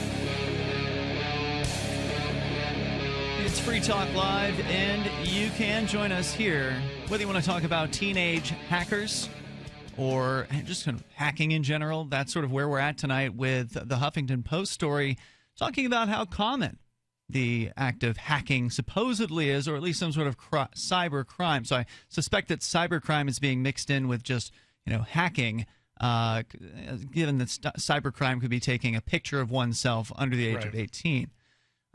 With you tonight here in studio, it's Ian, Jonny Ray, and Johnson. If you want to join us, 855-450-FREE. That's 855-450-3733. Also, Skype in at username LRN.FM. You can certainly discuss that with us. I don't know if we ever really got completely through the discussion of what is a white hat hacker. What is white hat versus black hat? So, essentially you're dealing with security, right? So there's essentially some people that would be protecting security and then people that would be destroying it. Like a bank's website has security. So someone who is, in other words, in order to be protecting security, you would need to know how it is. So, like, for example, let's take two sides of a lock, like a lock on a door. A white hat hacker would be like a locksmith, and a black hat hacker would be like a criminal burglar. That's the difference. So just because someone's teenagers might be interested in hacking, they might be interested in breaking security, that doesn't necessarily mean, it doesn't lead to the idea that they're going to be breaking into people's security, right? It might. I mean, in other words, just the only way you get to experience by these things is actually doing it, So, for example, a lot of locksmiths have probably picked locks, at some point. And they might not be picking locks on doors, but it's kind of the easiest way to find out how to do it real fast in the real world, is by doing these things in the wild. And but there are people who are hired to try to break people's security systems. And people now learn white hat hacking in school. I mean, I don't know how good that makes them. I would think that the best white hat hackers are going to really know, like, what's the cutting edge. And in order to be on the cutting edge, you're going to have to know what the illegal criminals are doing, Like, it's sort of the same thing. Like, when you think about, criminals in the wild, in the real world, people who are running guns or selling drugs, are well ahead of law enforcement in most cases because they're outsmarting the law. Oh, they've got the incentive. Right. As well. Right, exactly. So in order to really kind of know what's going on, if you were to be on the opposite side of that and you wanted to stop somebody from selling drugs or somebody who's running guns or somebody who's hacking secure websites or hacking secure applications and whatnot, you need to know what the people on the leading edge of those fields, because they are fields, like it or not, that's how some people are making their living. You would need to be involved in the illegal activity at some point in order to learn how it's being done. 855-450-FREE. That's our toll-free number here tonight, 855-450-3733. I mean, a lot of cops go undercover. I mean, I'm sure there's probably, undercover hackers that are working for the federal government and pretending to be, part of somebody else's hacking crew or something like that. I really don't know. I don't know how it works. I can't really speak to being a hacker because I'm not one, especially not a modern hacker. I mean, I think that at one point, I was probably a lot. I knew closer what war dialing was when I was a teenager. Exactly. I think is very, very, very young. There wasn't a lot that was really going on. I would say that when I was much, much younger, I was probably a lot closer to being a legitimate hacker when I knew basic kind of when I was you and I both were building maps and recoding games. I mean, there was a game called first of all SimCity, and then there was a game called TIE Fighter where I legitimately was taking and editing the hexadecimal code for those games in order to give myself more money in SimCity or change. So that would be considered hacking. Yeah, sure. That would be kind of hacking the game. Yeah, absolutely. And it would be legal, right? It's not necessarily illegal for you to hack your own game. Yeah, for sure. To give yourself unlimited cash in SimCity so you can build more buildings to knock down with a tornado. Sure. In the Civilization series of games, when Civilization covers the actual historical record of humankind, and towards the end of the game, as you start researching what technology that is current with what we're living in, the game continues to go on, and they just model that by calling the technologies you discover future tech, future tech 1, future tech 2, and so on. I had Civ 1, and I changed a text file to change it from future tech to sneaker phone technology. And it worked great once, and then it just started it seems every game got progressively weirder. That when that menu button popped up, it was just more and more and more screwed up. So, Johnny Ray, you've been playing a new game. You've got a game of the week here for us tonight, Darkest Dungeon. That's right. You mentioned before. Yeah, I love it. It's from it was a Kickstarter game is how it began. It's from a studio called Red Hook, which is a reference to the theme of the game. It's a Lovecraftian-themed game. H.P. Lovecraft, the great fiction writer. Are you familiar with Lovecraft's work? Yeah. Lovecraft wrote stories about the elder gods and sort of amazing tales type stuff. I'm actually not sure about this. I think that he was around in the 19-teens and the 1920s, maybe the 1930s. Oh, really? I get it. Rulia is the name of one of Lovecraft's elder gods. And he brought us Lovecraftian themed stuff is stuff with a lot of tentacles. Yeah. Cthulhu. Everybody knows Cthulhu. Yeah, Cthulhu. If you don't know Cthulhu, CTHULU, Google it. I've seen anime with tentacles. Sure, I think Cthulhu's got an octopus head with a bunch of tentacles coming out. Anyway, horrifying non-Euclidean geometrical shapes and just concepts that the characters in H.P. Lovecraft stories, as they're dealing with these horrors, it drives them insane. One of my favorite, I think it's a Lovecraftian-based movies is called In the Mouth of Madness. Sam Raimi? Or not Raimi. Sam. What's his name? Sam something or other stars in the movie. I can't remember his last name. Sam Raimi is more. That's the director. Yeah, he's a director. But his brother, something Sam Raimi Neill. is Sam Neill. Sam Neill. Yes, you're right. That's the actor. Sam Neill is In the Mouth of Madness. Yes. It's not Mountains of Madness, is it? No. It's In the Mouth of Madness. All right. Very good. So Darkest Dungeon is a story. You play the scion of a wealthy family, and one of your family members has just written you a letter summoning you home. He says, "What is a scion?" A scion is a branching of so a part of a whole that's been separated and is usually coming back.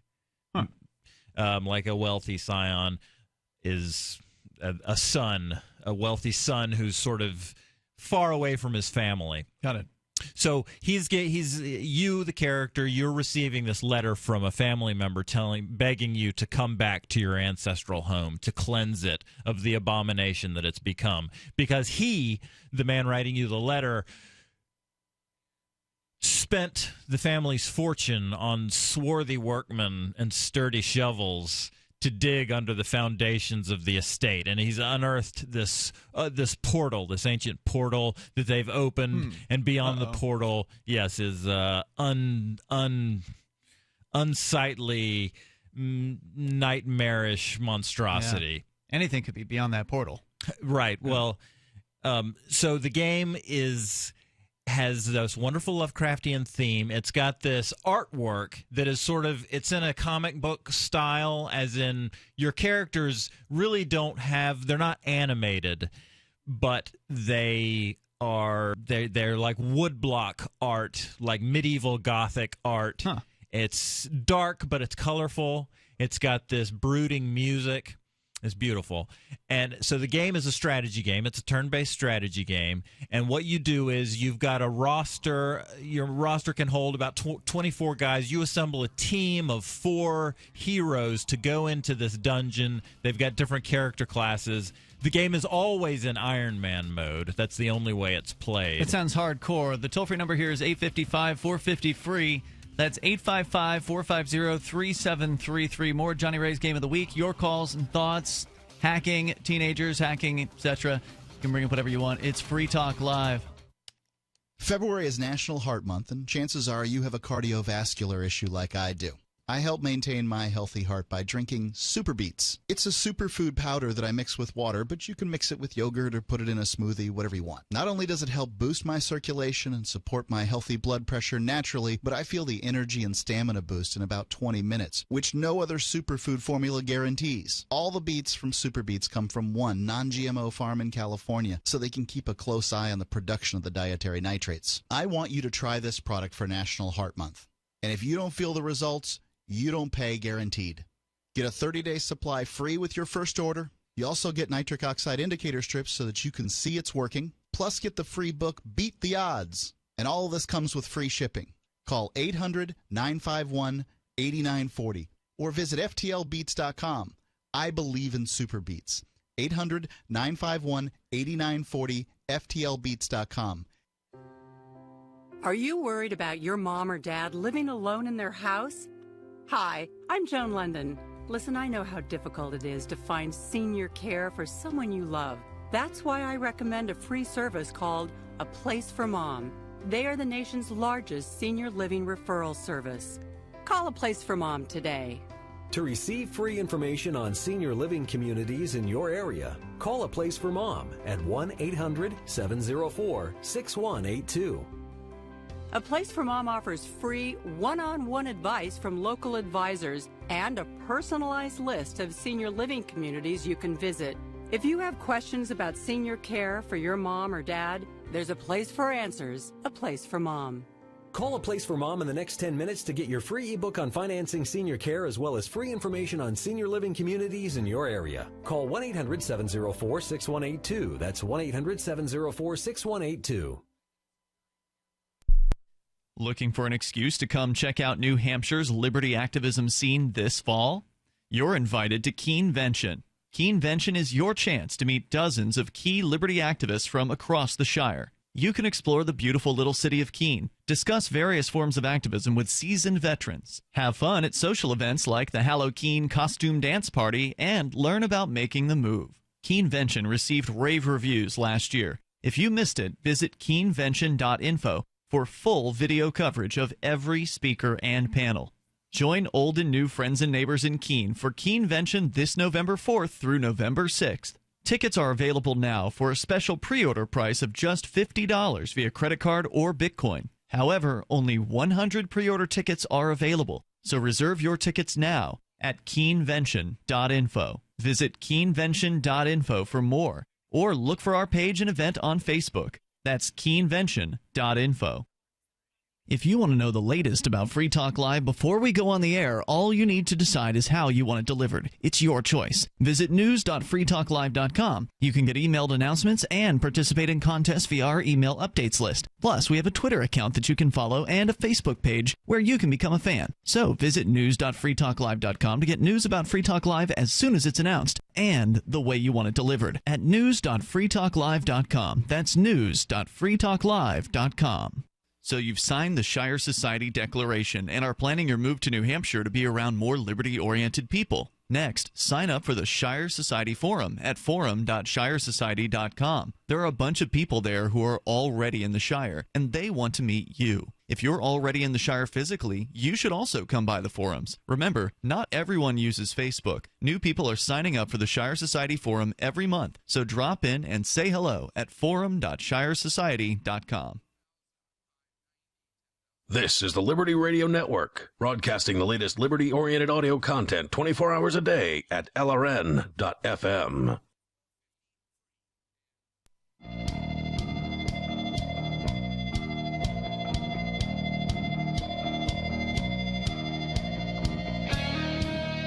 It's Free Talk Live.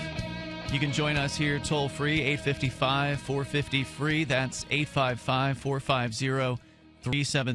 With you in studio tonight, it's Ian, Johnny Ray, and Johnson. And you should also consider joining Arcade City if you want to join the ride-sharing app that is built by drivers for drivers. It is now available in the Android App Store, the Play Store, I guess. So you go and you can find Arcade City now for the first time there, which is very exciting. It's been constantly updated ever since it was released. It's nice to see that happen, where there's always nice new features being added consistently to an app. That's what they've been doing with Arcade City. And with Arcade City, it's more decentralized than Uber and Lyft. You get to actually decide how you earn, how much you want to charge to give people rides places. And if you'd like to check it out, you want to get signed up, go to arcade.freetalklive.com. And you can even keep all of what you earn with Arcade City. That's arcade.freetalklive.com. So, Johnny Ray, you were talking to us about this game that you've been playing, Darkest Dungeon. Yes, the goal of which, I think, is to enter and explore the darkest dungeon and cleanse it of the evil that is there. Well, all I've been able to do is go into some of the other dungeons nearby, like the Ruins or the Warrens or the Cove. The Cove has a lot of fishy tears from the deep inside it. But basically, anytime you go into a dungeon, it's procedurally generated.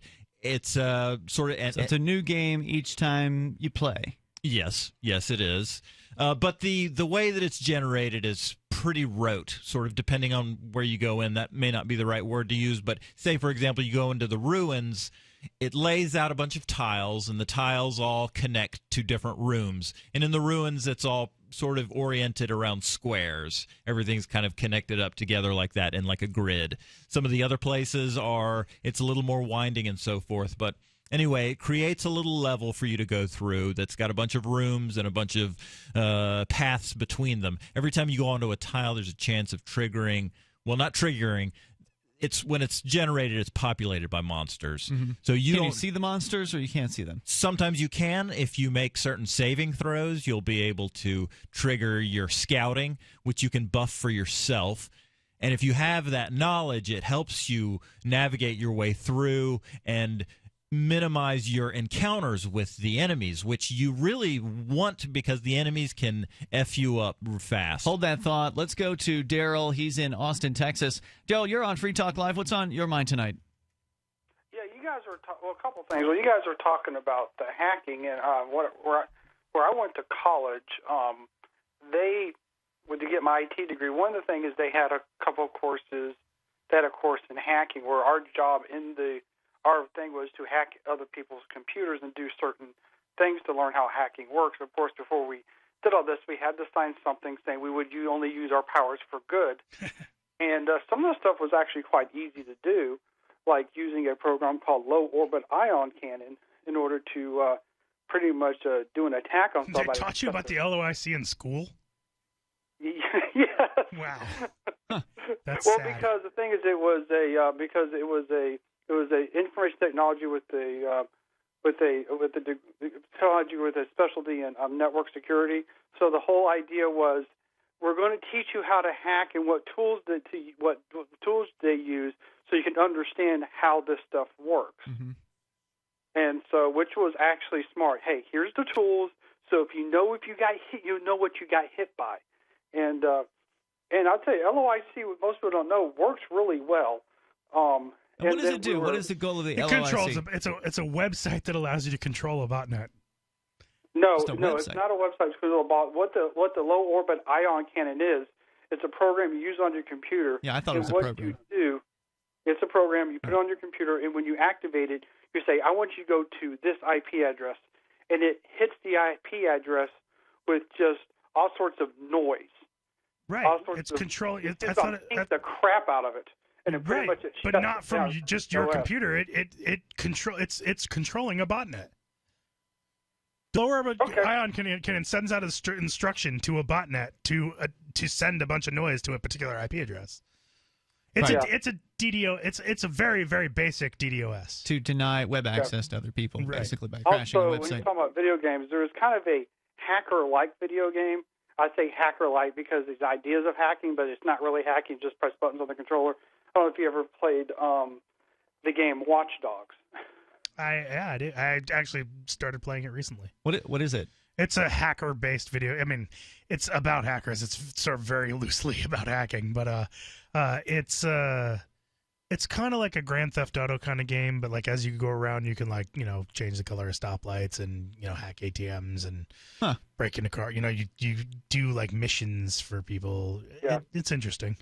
Daryl, thanks for your call tonight, man. I appreciate hearing from you. The toll-free number is 855-450-FREE. That's 855-450-3733. So, Johnny Ray, you were telling us about Darkest Dungeon, your game of the week, I guess. Wonderfully, very powerful theme of Lovecraft, which is why I keep coming back to it. I'm a little afraid that I might have figured the game out because it's brutal when you start, and it's difficult to make headway. The game is like I said, it's like permanent Iron Man, but you can Iron Man. What does that mean? That means that the game is always saving. So so whenever you make a decision, every decision you make is irrevocable. There's no way to go back and redo any of the decisions you make. Oh, interesting. But you can always, the game is designed so that you can never fail out of the game. You can always rebuild and move on. There's a base building component, and basically your base always stays with you. But it's got this great music. The art, Ian, as you can see there in that picture, is very nice. It's also inspired by the Hellboy creator. Not familiar with that. Okay, well, nor am I. But the comic creator, the art is similar to Neil the game. Gaiman, or no? No, it's Mike something or other. Mike Mignola, Mignola. So, are you alone in this adventure, or do you have people in your party that you're going through the dungeon with? You have a four-person party, and is it an online game? No, it's single player only. And the combat is sort of like Final Fantasy. Your team and the opposing team line up facing each other, and it sort of looks like they're getting ready to play tug of war. Mm-hmm. And then they start firing off in turn order according to their speed, their different abilities and stuff. And it's great because you die and it sucks, and it's about making the best out of a bad situation. And so, how much time have you been pouring into this one? Well, I played it. The game released in its full state only recently, but I was playing it in the beta since early last year, I guess. So no online component. It's just basically a dungeon hacker. Is there a plot that goes along with it that's worth paying attention to? Yeah, I think so. The plot comes in the form of cutscenes when you're about to tackle one of the bosses. And it's just sort of it's out of any specific time, although it's a time with flintlock pistols, out of any specific place, but it's elder gods and nastiness and horror. Toll-free number tonight is 855-450-FREE, 855-450-3733. Also, Skype username LRN.FM. Coming up, polygamous church leaders have been indicted for food stamp fraud. So you've got to take a state construction license exam or certification. Can't decide on what books or what chapters to study? Discover right now how you can eliminate unnecessary books and wasted study time. At contractorexam.com, our study materials zero in on state-required test topics in an effective, multiple-choice format. So whether you're a plumber, electrician, general contractor, or other construction-related trade, contractorexam.com will help get you prepared. Visit us at www.contractorexam.com today. Removing bad taste and odor from your drinking water is easy. Removing the bad stuff you don't taste is what ProPure does best. Water the way nature meant it to be. Clean, crisp, and refreshing. See the complete line of ProPure countertop, inline, gravity, and household water filtration products. Visit your authorized ProPure dealer or ProPureUSA.com. That's ProPureUSA.com or call 800-544-3533.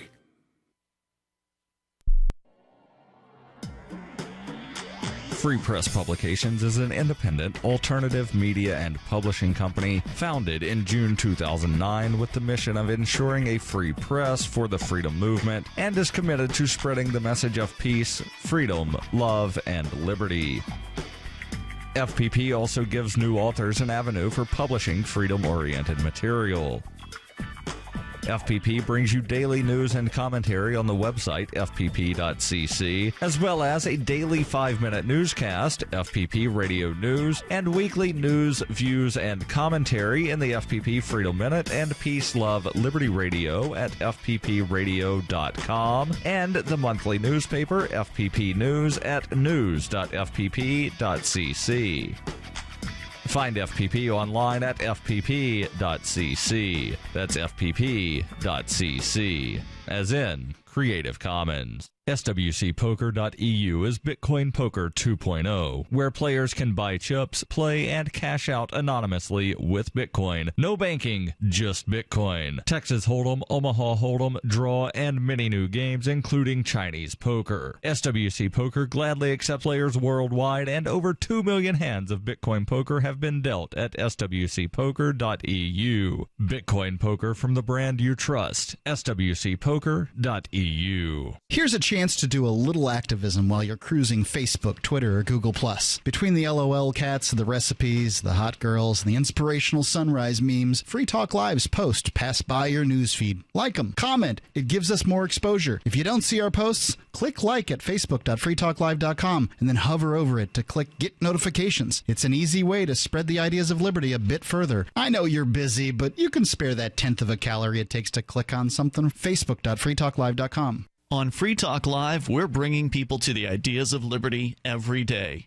From wrestling superstars like Glenn Jacobs. You guys really are having an impact, I believe. Like I said, a lot of where I am now is due to listening to Free Talk Live. You changed my mind on some very important issues years ago. To random people tuning in on the radio.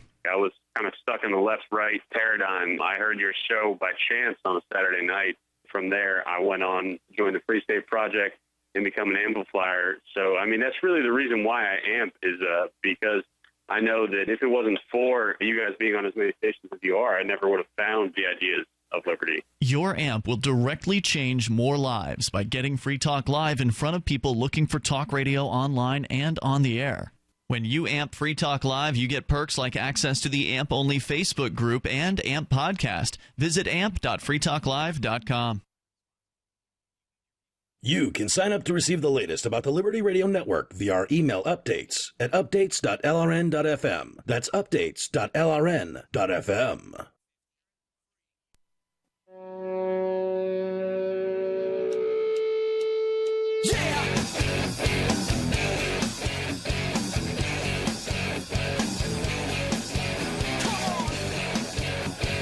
This is Free Talk Live, and you're invited to join us here toll-free at 855-450-FREE. That's 855-450-3733. Or Skype into the show at Skype username LRN.FM. With you tonight, it's Ian. Jonny Ray. And Johnson. Let's continue here. You can also join us through the website, freetalklive.com. We'll go to Michael. He's in Texas. Michael, you're on Free Talk Live. Yeah, I'd like to bring up a point of view that I don't think I've heard yet really that about Apple versus the government. Okay. We usually hear like, oh, they're for a Fourth Amendment, or they hate the government, or but you don't ever really hear that. Really, all they care about is their bottom line. I mean, they know if they give a back door to their product that people are going to see that and they're not going to want to buy their product. Because like a few years ago when the Edward Snowden leaks started coming out, tech companies started losing money, abroad. And I think they just don't want a repeat of that, really. I don't think they care about the Constitution or anything like that. I think they just care about making money. Well, and if it's their love for money that keeps them from cooperating with the federal government, then I'm all for it.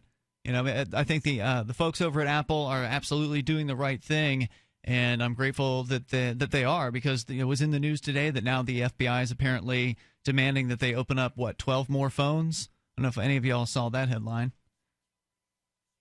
Yeah, of course they're going to start. They're going to want more and more and more. It just seemed like everybody either thought like that they were trying to defend the Fourth Amendment, when really, I just think they just care about their bottom line. All right. Michael, thanks for the call tonight, man. Appreciate it.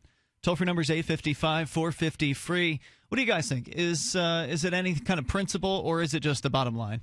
Any company that has the wherewithal for you, me, Johnson, and Michael to know who they are, they have to be in bed with the government in order to be successful. So, well, this is them saying that they're not going to be in bed with the government. Apple has refused a court order basically thus far. The court order says you've got to put a back door into this, Apple iOS software so we can get into a phone. But now it's turning into more than just one phone, and kind of everybody knew that's what would happen. I'm just surprised it's happened so soon. I mean, I think that basically, in this case, the principle sort of is the bottom line. I mean, in any company, I mean, the government is basically trying to force Apple into damaging their product and their customer base, and it's ridiculous. I mean, it would be like, the government forced cars to take off the brakes. It's just like, okay, well, we're not going to do that. Yeah, and Google apparently also came out and said that they agreed with Apple, so it's nice to hear that happen as well. We'll see what happens. Hopefully they can't put the gun to their head and force them to somehow do this. I mean, there's another analogy. The analogy that I heard that's really good that I like is that the government isn't asking Apple to break into the one phone that is of the San Bernardino shooter. That's not what the government's asking for. It would be like if the government were in like an let's say it's like a condo complex or one of those housing developments, right?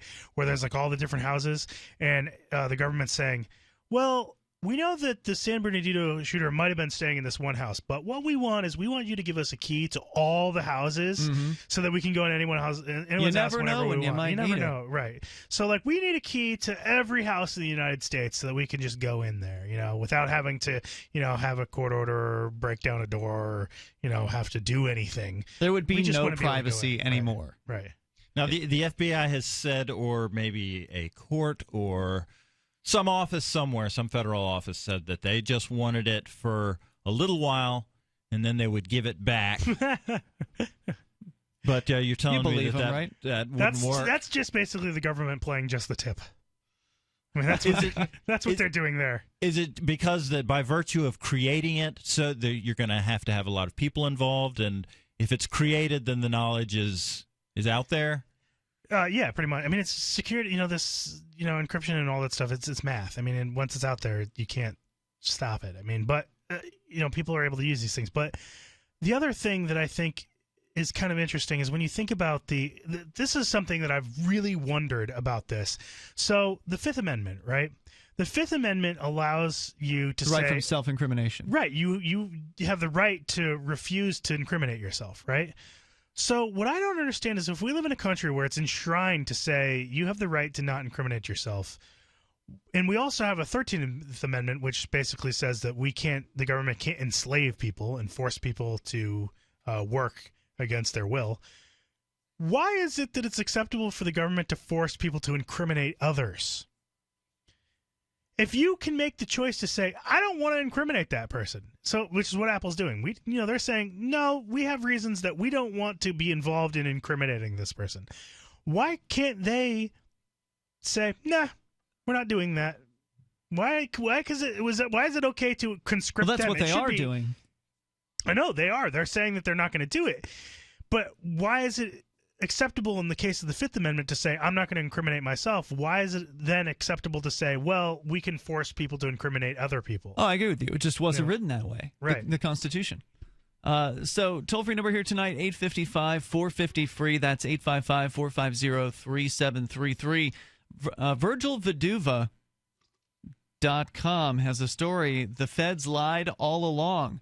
Last week, he writes, I covered the story of the FBI asking a federal judge to order Apple to insert a backdoor into iOS in order to gain the ability to brute force the password and encryption keys of the San Bernardino shooter, and I concluded that Apple rightly said no to this demand, pointing out how this would establish an extremely dangerous technical and legal precedent. So if Apple does that, it's kind of a linchpin to allowing the government to control the internet, to control your devices.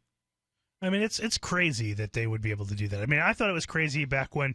I still think that one of the worst possible orders out there is that they can compel someone to put their fingerprint on the fingerprint reader, and that's acceptable. You can't compel someone to give you a password because that's knowledge, but you can compel someone's phone to a fingerprint scanner to unlock all their personal information on their phone, which includes their bank accounts, personal emails, online dating profiles, porn sites, whatever could possibly be on their phone that's access to something completely external, the internet, which really has nothing to do with what these police could possibly be looking for. They've got all this access because they can compel someone's fingerprint onto a phone. That's a ridiculous ruling. Ridiculous. And the judge who, I seriously think that the judge who made that kind of a decision should be in prison for that kind of a violation, that kind of treason against the American people. Tim in Wyoming is on the line with us here on Free Talk Live. Go ahead, Tim. Hi, guys. Thanks for taking my call.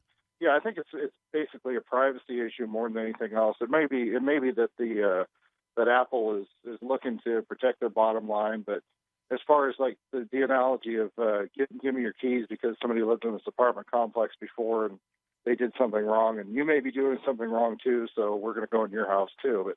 But you don't have anything to hide, do you? No, only everything. But that's basically the way. When the Nazis took the Jews to the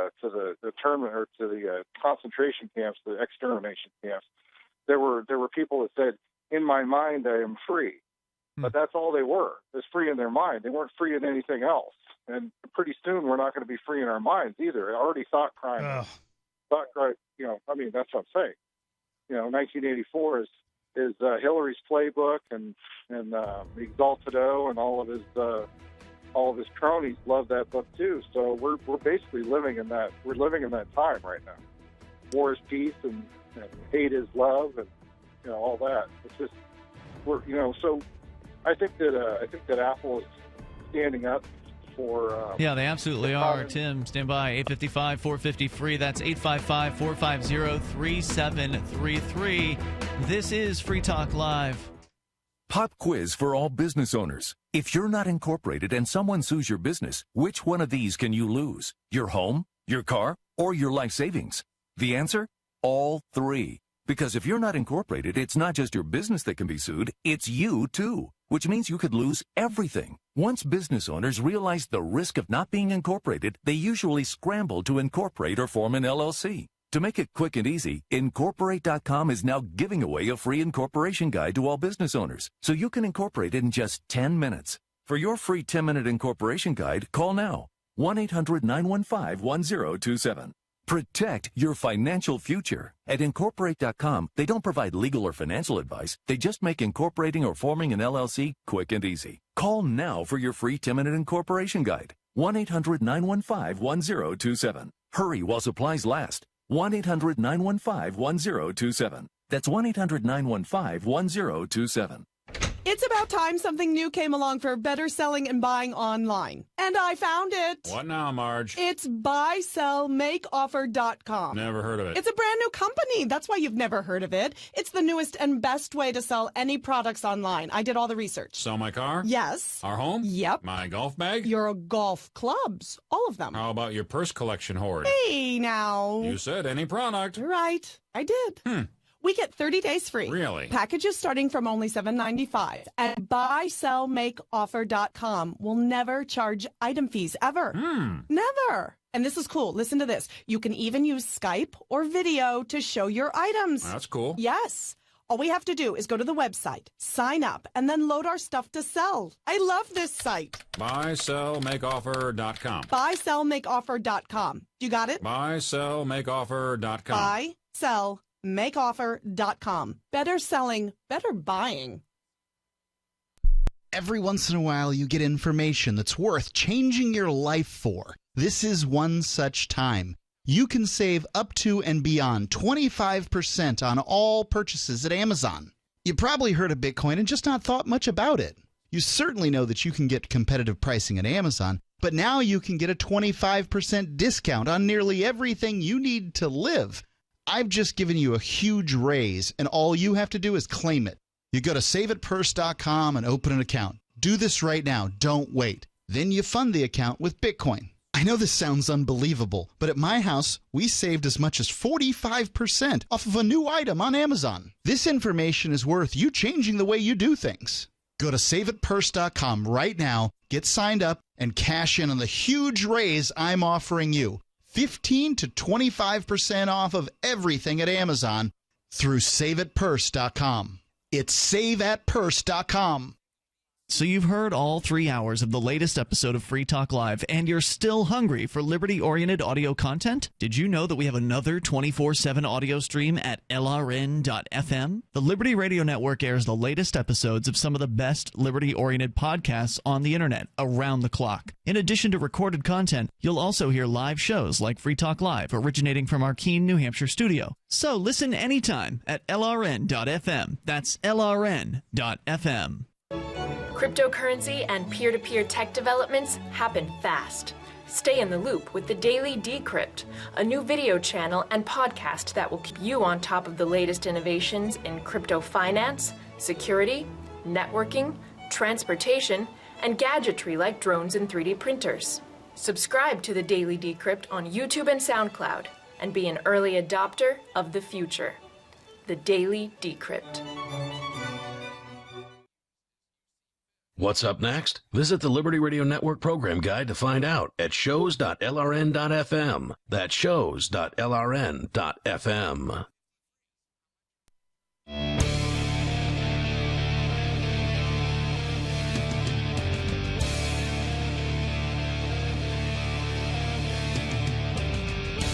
This is Free Talk Live. The toll-free number here is 855-450-FREE. If you want to join us, you can bring up anything you want. We've been discussing just most recently the Apple versus the FBI situation, where there's a court order now in place saying Apple needs to put a backdoor into their iOS software so that they can hopefully get into this phone from the San Bernardino shooters back in December. You can join us here also via Skype. Skype username is LRN.FM. And if you want 101 Reasons Why Liberty Lives in New Hampshire, check out 101reasonsfilm.com. It's a great hour-long documentary movie that really runs down 101 awesome reasons why New Hampshire is really a great place for people who care about freedom to move to, and then to hopefully get active to help us achieve more liberty in our lifetime. I think it would be a fun publicity campaign to try and get like a fundraiser or whatever, have the FSP try to buy the Statue of Liberty from New York because they're not using it. We know you're not using this, so can we get this statue funny. from you? It is particularly ironic. I wonder how much it would take. I know, right? At some point. How much would they sell the Statue of Liberty for? How in debt are they to where they just finally decide to let it go? You move it up the coast a little bit. 855-450-FREE. Let's go back to Tim in Wyoming. Tim, you're talking about how, there are things like thought crimes now out there, And if the government can get access to someone's cell phone through forcing the companies to let them in, then that means they can get into anyone's cell phone, and then maybe they'll find something that they consider to be evidence of a thought crime. The idea that you were conspiring to money launder or conspiring to take a naked picture of yourself at the age of 17. Yeah.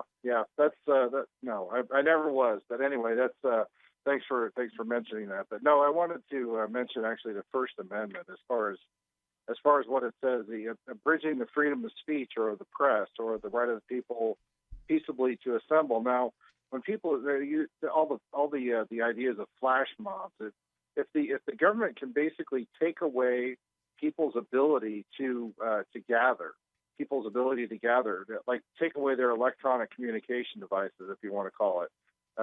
Now we're back to what, Pony Express or smoke signals or something like that. That's what they really want. They want to have everything totally controlled. They don't want to be able to. They don't want to have to worry about what we might be doing because we're always under certain. Well, one thing about flash mobs is they happen, I think, in a lot of cases without someone going and getting permission. I mean, how many flash mobs actually go to the government and ask for permission slips? I think that's cool. That reminds me, too. I want to make a real quick app recommendation that Ian, you and I discovered for an app called Jott, which is kind of like that. What was that? It's a mesh networking chat app. There was another one. Mesh networking meaning what? Meaning that you can go from person to person. Where it uses the Bluetooth on your phone. You don't have to have a cell phone signal to have a chat with someone on this app. You can just use Bluetooth. Yep. So if you're out in the middle of the woods, you could use this. Right, exactly. Well, we tested it. So this is something that we were going to use in some areas where there's no or low internet, and you can still chat because your phones connect directly to one another, and it worked cross-platform because Ian's on Android and I'm on iOS, and it still worked, and it worked well. And so if you're ever in a situation where you think that they might cut off your communication, like you were mentioning, this is a good thing to have. That's interesting. I've never heard of that, but I was just thinking when you were mentioning Bluetooth, as far as Bluetooth goes, that could be blocked just as easily. I mean, let's say that the police deploy stingrays in your neighborhood or in your area, and you don't know that they're doing it. Now, if you're the stingrays are devices that they pretend like they're cell phone towers. Isn't that right? That's right. Yeah. That's right. They actually mimic a cell phone tower, and your phone doesn't know the difference. So essentially, what you're doing is you're communicating. There may be a cell site right nearby, but they've actually decided that the cell site is all the signals from the cell site were going to the stingray instead. So they're using the stingray to act as a cell site, which and they can. I'm wondering now because it works the way it does, can they revert? So-called reverse hack, so to speak, go from that, and I mean, because they can already capture the data, they can capture all of the identifying characteristics of the device that you're using. And if Bluetooth is on, they'll know Bluetooth is on. If you're using a virtual private network, you could use the signals the phone puts out to track people as they're walking around. My thought is that a stingray, especially you could even, and somebody should do this, develop an app on your phone that can detect and help you track, especially if you could have multiple people that can help you track where stingrays are. Because if they're putting out signals... How do you detect it's a stingray? If it was putting out signals... There are signal analyzers. I don't think the stingrays give... I don't think they give a signal out, actually. They just basically vacuum in the signal that a cell site would. Well, then that's not going to shut down Bluetooth. Well, no. What I'm saying is that they're going to be able to tell. They can tell because... certain apps on your phone already can tell they use Bluetooth whether you like it or not. They use near field communication. There are a bunch of different. As I look at the apps that are on my phone, I'm thinking of actually rooting it because it's an Android, and I'm not really happy with Google anyway. But so I'd rather root the phone and have rooting the phone is something that kind of violates your warranty, so to speak. You generally can't return a phone in a situation like that. And it's kind of a hobbyist thing to do. Thanks for the call, Tim, tonight. It's something that I've experimented with, and it's a little bit risky. Every now and then you might lose a phone and have a bricking happen to it where your phone basically turns useless. So if something's pulling in signals and just monitoring signals, that's not going to block your communications and block Blu-ray or Bluetooth. Well, the government certainly does have ways to block communications. Sure. So, but if you have a signal jammer, that's putting out signal, you would think then you could have. A lot of cell phones have signal analyzers, that use the radio antenna or the cell antennas on your phone to analyze, the Wi-Fi spectrum in the area. And if you had a couple people that had apps like this, you'd think someone could write a program that would allow a couple of people to track the sources of a jammer, by triangulation. Mm-hmm. And what would be interesting then is that if there was something that was, doing that, you could just basically have take the cyclotron out of a microwave in a parabolic dish and goodbye jammer. Let's go to the phones, to the fun. Ralph is listening in New Jersey. Ralph, you're on Free Talk Live with Ian, Johnny Ray, and Johnson. Well, yes. How are you guys doing? Well, go ahead, Ralph. Okay, I want to talk about group and identity politics from a Negro point of view. Girlfriend identity politics? I don't think that's what he said. Say that again. What kind of identity? Ralph, what kind of identity politics? Well, the one being practiced by the Democratic Party. You got these two elderly, individuals from the geriatric care, taking their turn, pandering to the black vote, okay? Getting some kind of endorsement. Who are you talking Hillary about? Clinton or Bernie Sanders? Well, that's exactly what we talk about. And Hillary too. All this meeting up with Sharpton and all these other black leaders. You don't see that with the Republican Party. You really don't, okay? They treated people as people. That's okay? true. Not as a group. Right, in the Republican Party, you had Herman Cain running, right? But you see where they're learning this from? They're learning it according to a black person who spoke about this in a radio program in Ohio. This is his claim. He said, quote, "We're learning it from you guys. The you guys he's talking about is white. Okay, whites are doing this, and so they only, what's good for the goose is good for the gander. Monkey see, monkey do." But see, herein lies the difference between the blacks doing it and the whites. With the blacks doing it, it's reinforced by white guilty. White guilty is reinforcing it. Look at how Bernie and Hillary is, A bird in the hand is worth two in the bush. Yeah, I don't know, man. I just don't pay attention to them. I really don't know generally what's going on. I did see a headline about Bernie Sanders that he was saying that the election laws are unfair and they're actually slanted against third parties and they prohibit third parties from getting in. So I gave him a point for that one. Ralph, I think the Republicans treat people like groups too. How do they treat people like groups? Well, for example, Arabs. All Arabs are the same. I mean, my personal thought on this is I think that Bernie Sanders It's okay if a lot of Arabs die. I think Bernie Sanders must have been even if they didn't necessarily hurt anybody else. I mean, honestly, it's the targeted group here are by and large, and for the most part, the blacks. Okay, the Democrats hold the election. I think Bernie must have been really, really planning far ahead by pandering to the black people by getting arrested in 1963. I mean, that shows some real foresight on his hand to pander for over 40-something years. Thanks, Ralph, for the call tonight. 855-450-FREE. You can join us here. It's Free Talk Live. Currency is too important a thing to be left in the hands of government bureaucrats, especially when billions of dollars can be created with the swipe of a pen. Overstock.com supports the cryptocurrency movement because it returns the power of an inflation-proof form of money to the people, where it belongs. Did you know that you can use Bitcoin to pay for anything Overstock.com sells while enjoying free shipping on orders of 0.211 Bitcoin or more? If you support freedom and the cryptocurrency movement, you should support Overstock.com. DVD, books, music, instruments, periodicals, computers, software, electronics, photo, cell phones, office products, home and garden, bed and bath, furniture, kitchen, pet supplies, automotive, hardware, apparel, shoes, jewelry, grocery, healthcare, sports and outdoors, toys, games, used, and more. It's a department store at your fingertips. Shop.freetalklive.com. Get all your shopping done, get a great deal, and a portion of your purchase goes to benefit Free Talk Live when you enter Amazon via shop.freetalklive.com. freetalklive.com. This is your Roberts & Roberts Brokerage Daily Precious Metals Update. On Tuesday, gold is $14 higher at $1,222 per ounce. Silver is up 10 cents at $15.33 per ounce. Bitcoin is trading at $421 US. Silver and gold are gaining back yesterday's losses, but I think silver still represents the better bargain. Ask us how you can own silver today at 800-874-9760 or online at rrbi.co. LRN.FM is proud to announce our official listening apps for Android and iOS devices. Now you can easily tune into our streams anywhere, anytime on your smartphone or tablet.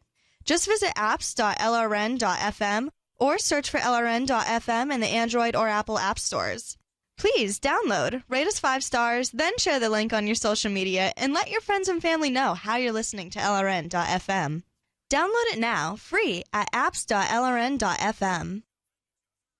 You're listening to the live edition of Free Talk Live. Hour number 3 is next after the news here on the Liberty Radio Network at LRN.FM. From Keene, the Shire, the Liberty Media capital of the world, this is Daryl W. Perry, host of FPP Radio News for Tuesday, February 23rd, 2016. Silver is trading at $15.20 per ounce. Gold is valued at $1,220 per ounce. And according to BitcoinAverage.com, the average price of Bitcoin is $426. Antiwar.com reports at least 14 people, including 6 Afghan police and 8 civilians, were killed on Monday when a Taliban motorcycle bomber attacked a group of police near a medical clinic north of Kabul. 11 other people were wounded in the incident. The Taliban claimed responsibility for the attack, claiming it was an attempt to assassinate a local police commander. They insisted, however, that the civilian casualties happened when the police opened fire at random after the explosion. Parwan provincial officials presented the incident as an attack on the clinic itself, though it seems more likely that the Taliban would attack the police, as that is a common focus of their attacks in recent months. Police had previously claimed that the attack had taken place in a marketplace, not at the clinic. None of the officials identified the targeted local police commander, nor said whether or not he was wounded in the attack. FPP Radio News is brought to you by Bitcoin Not Bombs. Bitcoin Not Bombs is a launching pad for nonprofits and social entrepreneurs into the financial freedom of the Bitcoin economy. Bitcoin Not Bombs offers premium publicity campaigns designed to facilitate an organization's adoption of Bitcoin as a payment system and to fully capitalize on that decision in their fundraising efforts. Bitcoin Not Bombs is fully committed to being the hub of the nonprofit sector of the Bitcoin economy, maximizing the potential cross-promotion of all our clients and commercial partners. To learn more, visit bitcoinnotbombs.com. UPI reports the U.S. Department of Defense will submit a proposal by Tuesday to close the controversial Guantanamo Bay Naval Prison in Cuba, a move President Barack Obama has promised was coming from nearly his first day in office. Administration officials have been batting around ideas to close the prison for years, but the effort has picked up additional steam over the last year. On Monday, a Pentagon spokesman said they will submit a plan to Congress by Tuesday, the deadline for proposals on the endeavor. U.S. Navy Captain Jeff Davis said, "We understand that the deadline is Tuesday, and it's our intent to meet it." Davis added, "The plan is to submit to Congress what our thoughts are on the issue and what we see is a way ahead necessary to achieve the closure of Guantanamo and to specifically point out the need for legislative relief." Reports on detainee abuse, torture, and lack of formal charges against some detainees drew criticism from the national and international communities. Years later, officials in the George W. Bush administration faced increased condemnation when some of the supposed interrogation methods, like waterboarding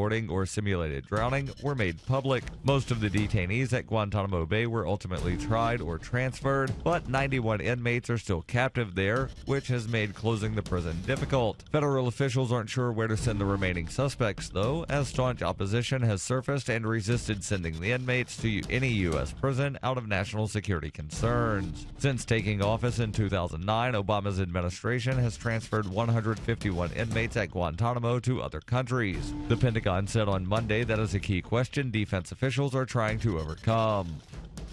For nearly 40 years, Roberts & Roberts Brokerage has been a trusted source for buying and selling precious metals like gold and silver. They also take Bitcoin for precious metal purchases and have permanently removed the minimum purchase amount for all orders paid in the digital currency. Call Roberts & Roberts today for knowledgeable advice on buying and selling precious metals and a forward-thinking approach to new technologies. 800-874-9760 or visit online at rrbi.co.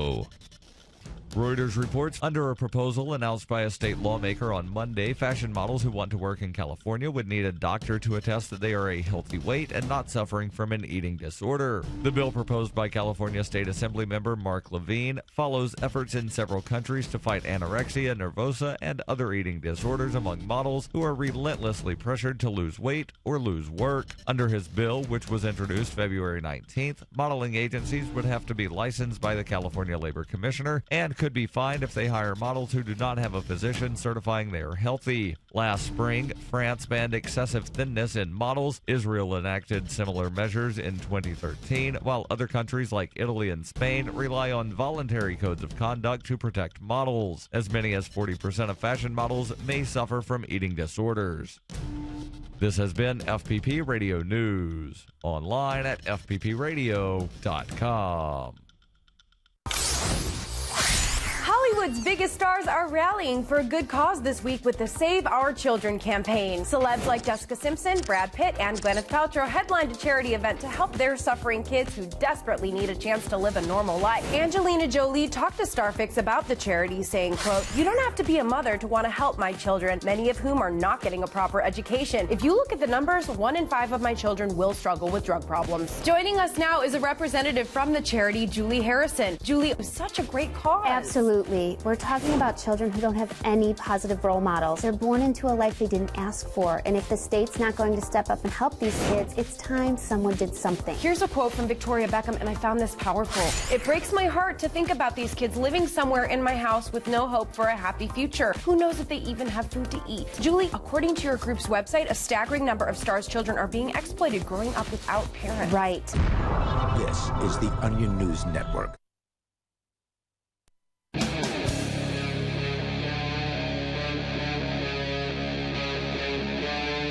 Free Talk Live.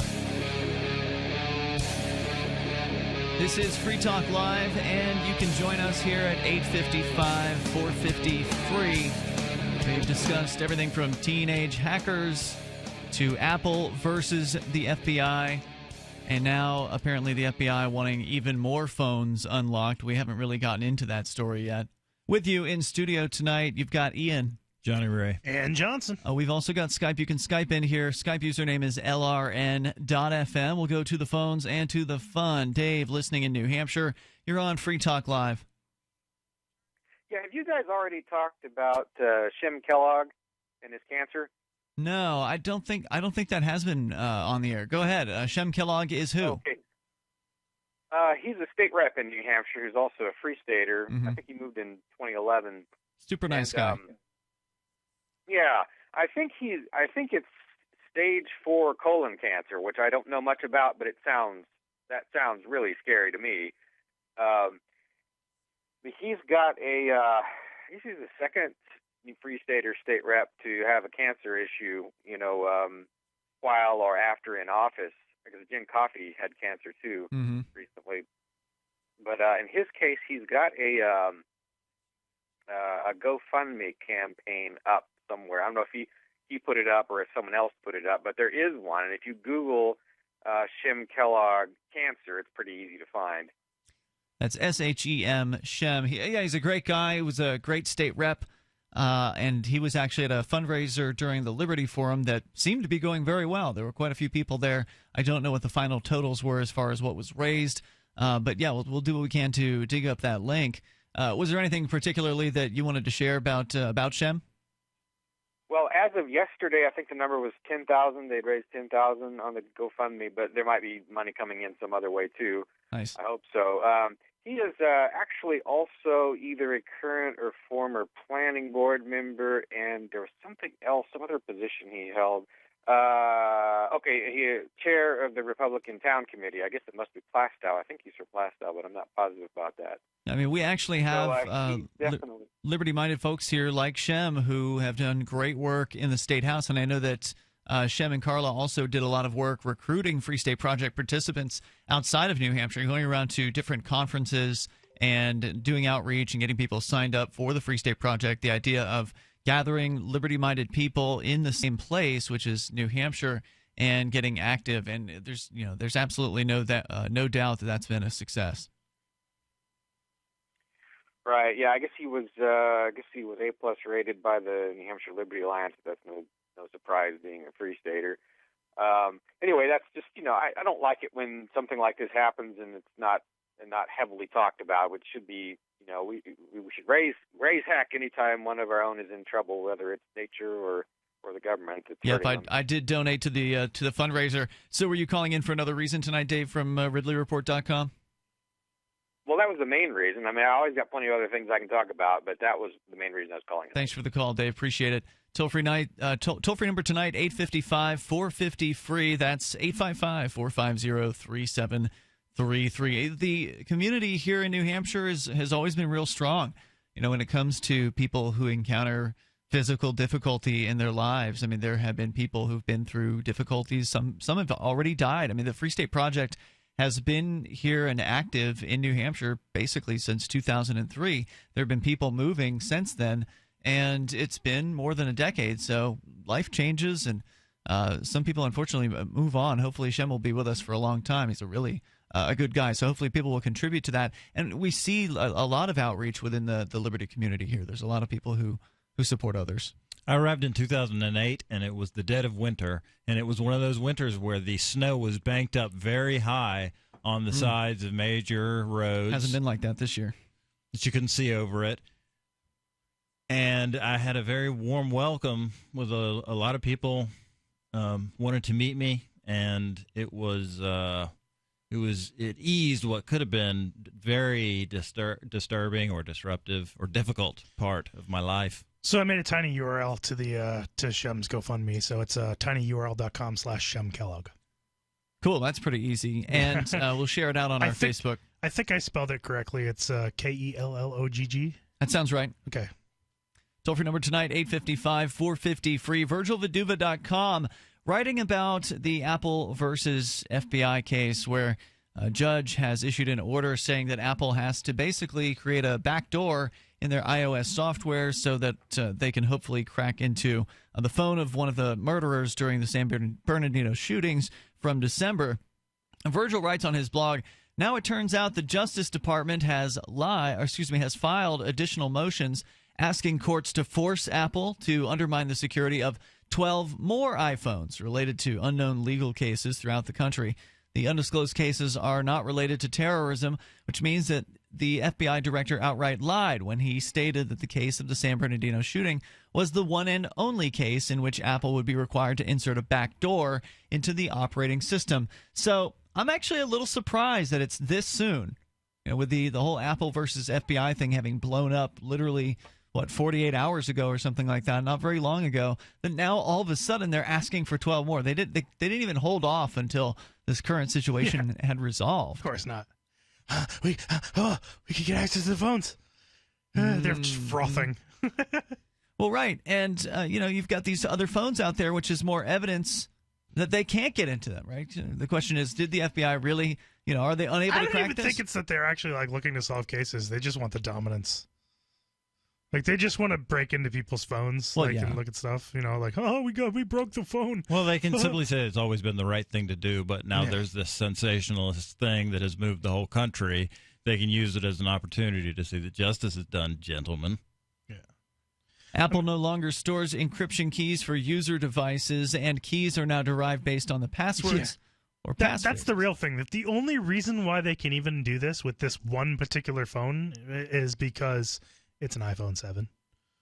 It's a really old, out-of-date phone. They can't do this. If the government couldn't even dream of it. If the government were asking for this for an iPhone, with the more recent iOS editions, Apple would have been like, "Well, sorry, we can't help you."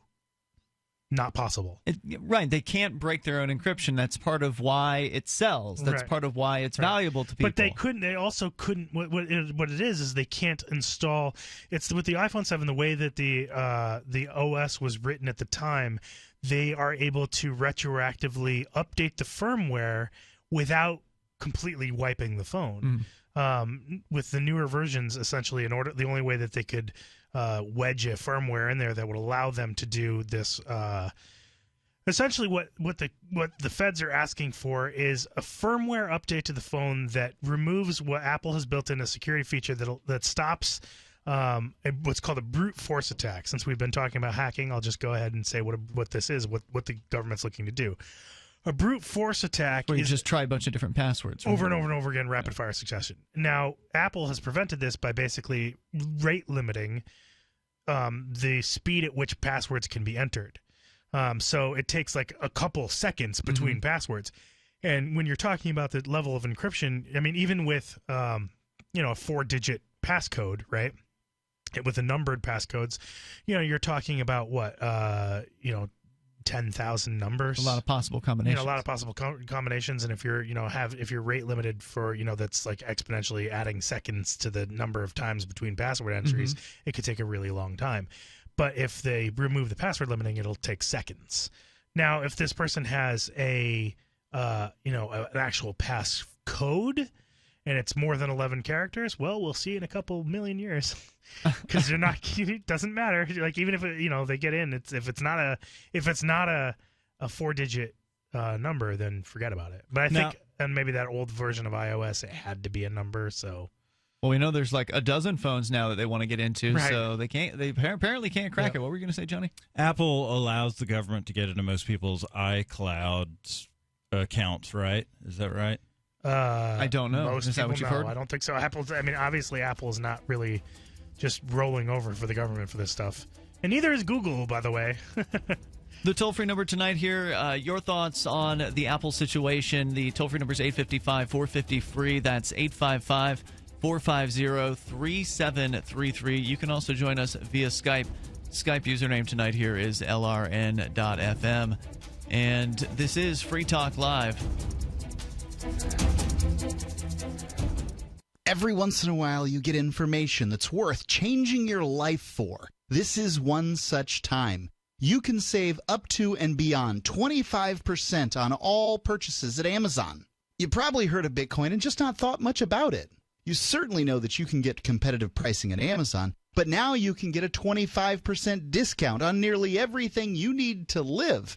I've just given you a huge raise, and all you have to do is claim it.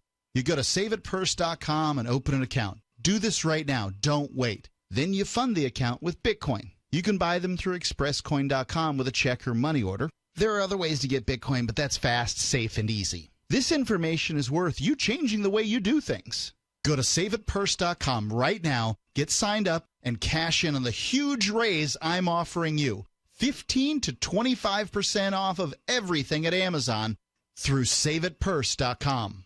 It's saveatpurse.com. Are you sneezing, coughing, and aching?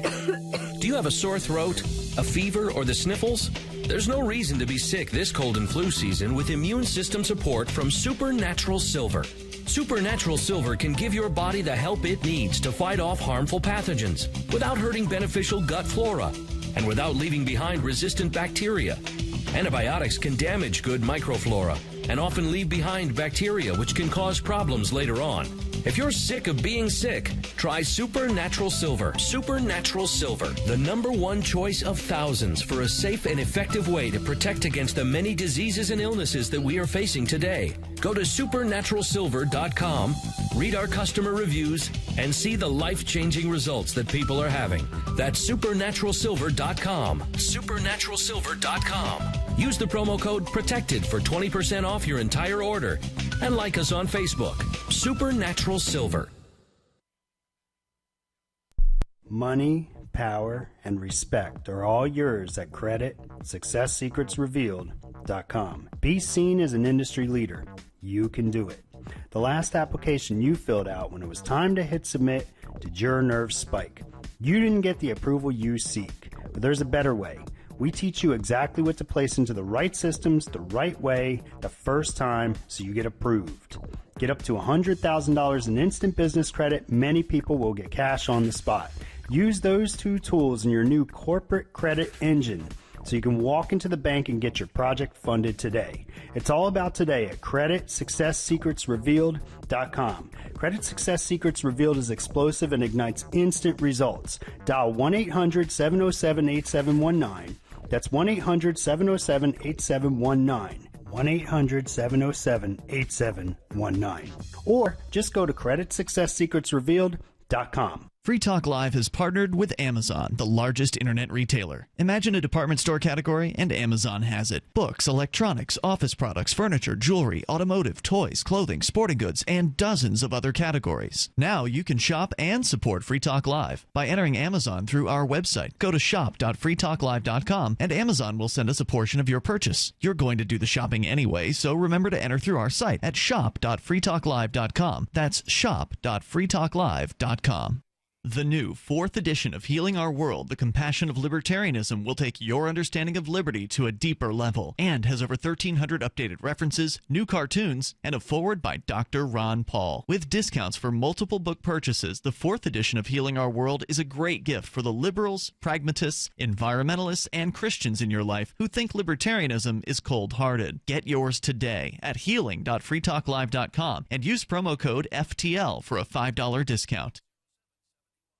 If you enjoy LRN.FM, please contribute to your favorite shows via their websites and become an amplifier at amp.lrn.fm. That's amp.lrn.fm.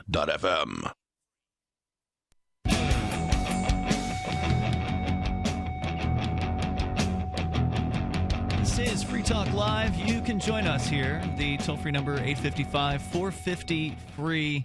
That's 855-450-3733. The federal government wants more than just one phone. They've got a dozen more that they'd really like Apple to just go right ahead and crack for them. They really like that because apparently Apple's encryption has foiled the FBI's hackers.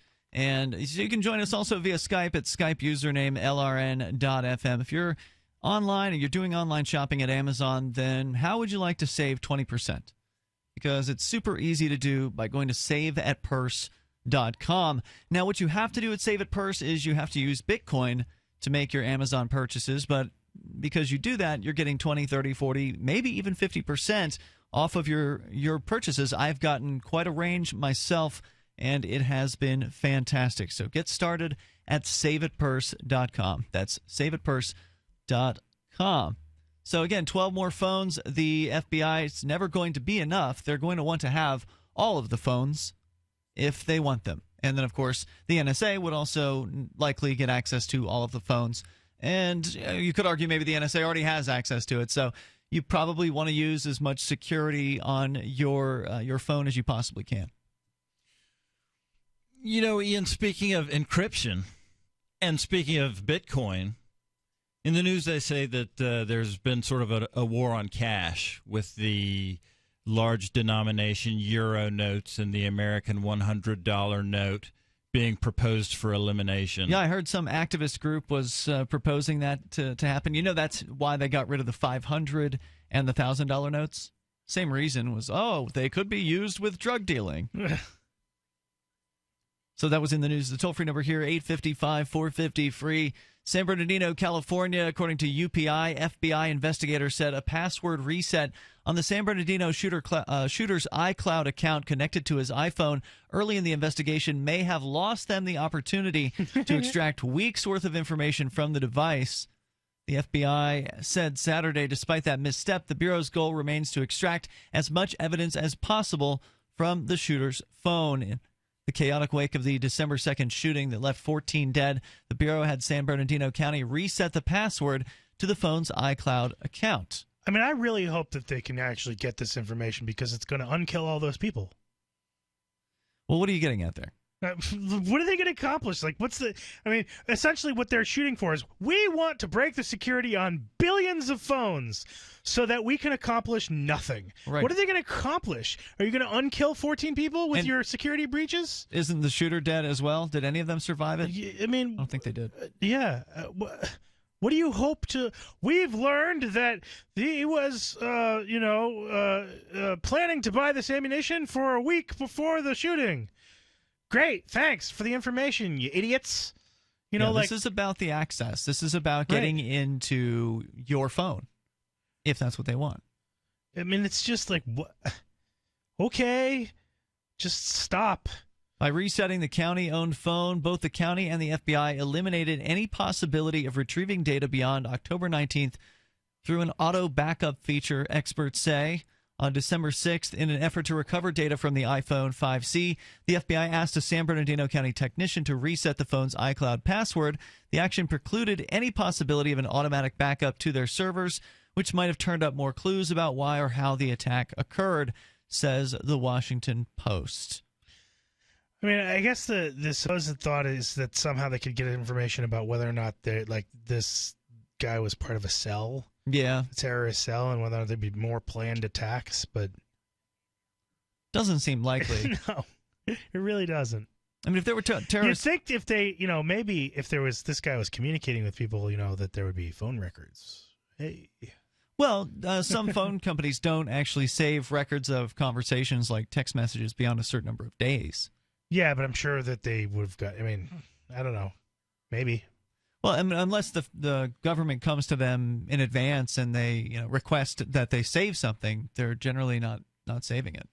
Maybe Most of them. Yeah. I don't know if maybe there are some that save them all. Obviously, if you're going to be using, well, whatever the case is, if you're going to be using text messaging, then you want to use Signal, which is an app that you can download, and if you're a terrorist planning an attack, Ian's got some advice for you. I think Signal's something that everyone should use if they want to keep their communications secret. If you want to get your communications off of the servers, basically, of the cell phone companies, you use Signal, and then no one can look at your communications en route.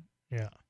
I'm glad America is a place where a company like Apple can get some traction for taking a stand like this about saying, no, we won't assemble a team. I mean, the to ridiculous... do this work for you, despite what the court says, or we're at least going to appeal it. I think it's really good that they're taking a stand. I think it's really good that companies like Google, put together this, the transparency report, which is where they publish all the government requests that are made for information. So they're publishing how often, and the government is forcing Google to answer and make any of these sorts of information. Mm-hmm. How often they're required to report on people or provide info. So that's good. But I think what's really interesting and ridiculous is that the conversation has come down to whether or not encryption is a right. Whether or not people should have the right to communicate through encrypted channels, right? And the thing is that's crazy is like, well, what are you going to do? I mean, you can make it illegal, but you can't stop it. Mathematics it's math. Sorry. It boils down to the question of, do you have the right to control what you have? And you have a computer that allows you to do all of these things. Right. The crime is still going to happen. Your things are still going to get stolen, even if you give all of your keys to the government. And you've got Tor, of course, which is a way that people can Tor is anonymously encryption. If they outlaw encryption, that would be a crime. To have the browser. Yeah, to use Tor at all, to use encrypted communications of any kind. Telegram, Signal, Black Phone. Yeah, but would they be able Circle? to tell that they are encrypted communications? Because your ISP wouldn't be able to snoop and watch and see all the traffic and communication. It would be gibberish. Therefore, you must be using some kind of encryption. Is that necessarily the case? We can't spy on you. Therefore, you must be using encryption. So you're under arrest. Couldn't you? I've always assumed that anytime you encrypt stuff you're uploading or downloading, it's seen, the big chunk of data. It's just unrecognizable. So it's curious. so you're saying if you use Pig Latin, you're under arrest. You're encrypting your communications over the radio. The answer is waves. everybody should encrypt everything. But that's a pretty scary idea, though, saying that it would somehow be illegal just to not use plain text or whatever, just data unencrypted over the internet. Right. 855-450-FREE. That's 855-450-3733. What would that mean? Like, you can't send your password encrypted? You have to have an unencrypted. That would be crazy if they did that. I mean, it just doesn't make sense. It's the height of supreme idiocy and lunacy. I mean, it's just It's just morons running the show is what it is. I mean, it's like, well, you could build in back doors into the encryption. It doesn't make a difference. No, we're protecting against hackers. There are bad people that want to use this stuff. We can't just give you access and not expect somebody else to use it. Yeah, and sometimes the bad people are working for the federal government. Right. You know, they're corrupt cops, like we saw in the Ross Ulbricht case. There's no shortage of corrupt cops out there. And so having the ability to protect yourself from bad people is certainly valuable, and thank goodness Apple is standing up. Our toll-free number tonight is 855-450-FREE. If you want to join us, you can also do it via Skype at Skype username LRN.FM, and this is Free Talk Live. Hunters, anglers, campers, and survivalists. Get back to nature. Expand your horizons with the highest quality, most versatile, unique slingshots and sling bows on the market at slingbow.com. Slingbow products are compact and models start from just $17.98. They're perfect for your bug-out bag or storing in your vehicle. Give yourself and your loved ones the excitement and tradition of slingbow. A new frontier in archery and truly modern twist on this primitive survival tool. Feel the thrill only at slingbow.com. So you've got to take a state construction license exam or certification. Can't decide on what books or what chapters to study? Discover right now how you can eliminate unnecessary books and wasted study time. At contractorexam.com, our study materials zero in on state-required test topics in an effective, multiple-choice format. Whether you're a plumber, electrician, general contractor, or other construction-related trade, contractorexam.com will help get you prepared. Visit us at www.contractorexam.com today. Understanding your credit score is the first step towards managing and improving it. This is Charlie Sundstrom with your Van Dyke Mortgage Minute. The most influential component of your credit score is your payment history. Almost equally as important is the amount you owe on credit accounts. Also impacting your score, but to a lesser degree, are the length of time you've utilized your credit, the number of new accounts, credit inquiries, and your various types of credit accounts. To help achieve or maintain a healthy credit score, have a system set up to assure your bills are always paid on time. Don't max out your cards. It's better to have a high credit limit with a low balance. Never close old accounts. The age of these can actually help your credit score. But don't be afraid to use your credit. You need several accounts in order to have a credit score. Just keep the corresponding payments within your means. For your mortgage pre-approval and refi needs, start by visiting VanDykeMortgage.com. Corporate NMLS 3035. Van Dyke Mortgage is an equal housing lender. Charlie Sundstrom, NMLS 134251. Currency is too important a thing to be left in the hands of government bureaucrats, especially when billions of dollars can be created with the swipe of a pen.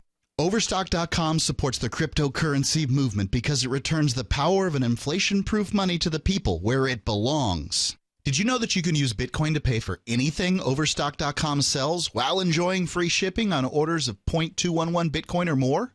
If you support freedom in the cryptocurrency movement, you should support Overstock.com. The three most important things you can do for Free Talk Live are: 1, share one episode a week on Facebook or in some other social networking site. 2, buy the things you buy online through shop.freetalklive.com. 3, give $5 a month to the AMP program. It's my firm belief that Free Talk Live's AMP program is the best use of your charitable dollar among liberty-oriented organizations. Support all the organizations you love. But make sure you give $5 a month to AMP at amp.freetalklive.com.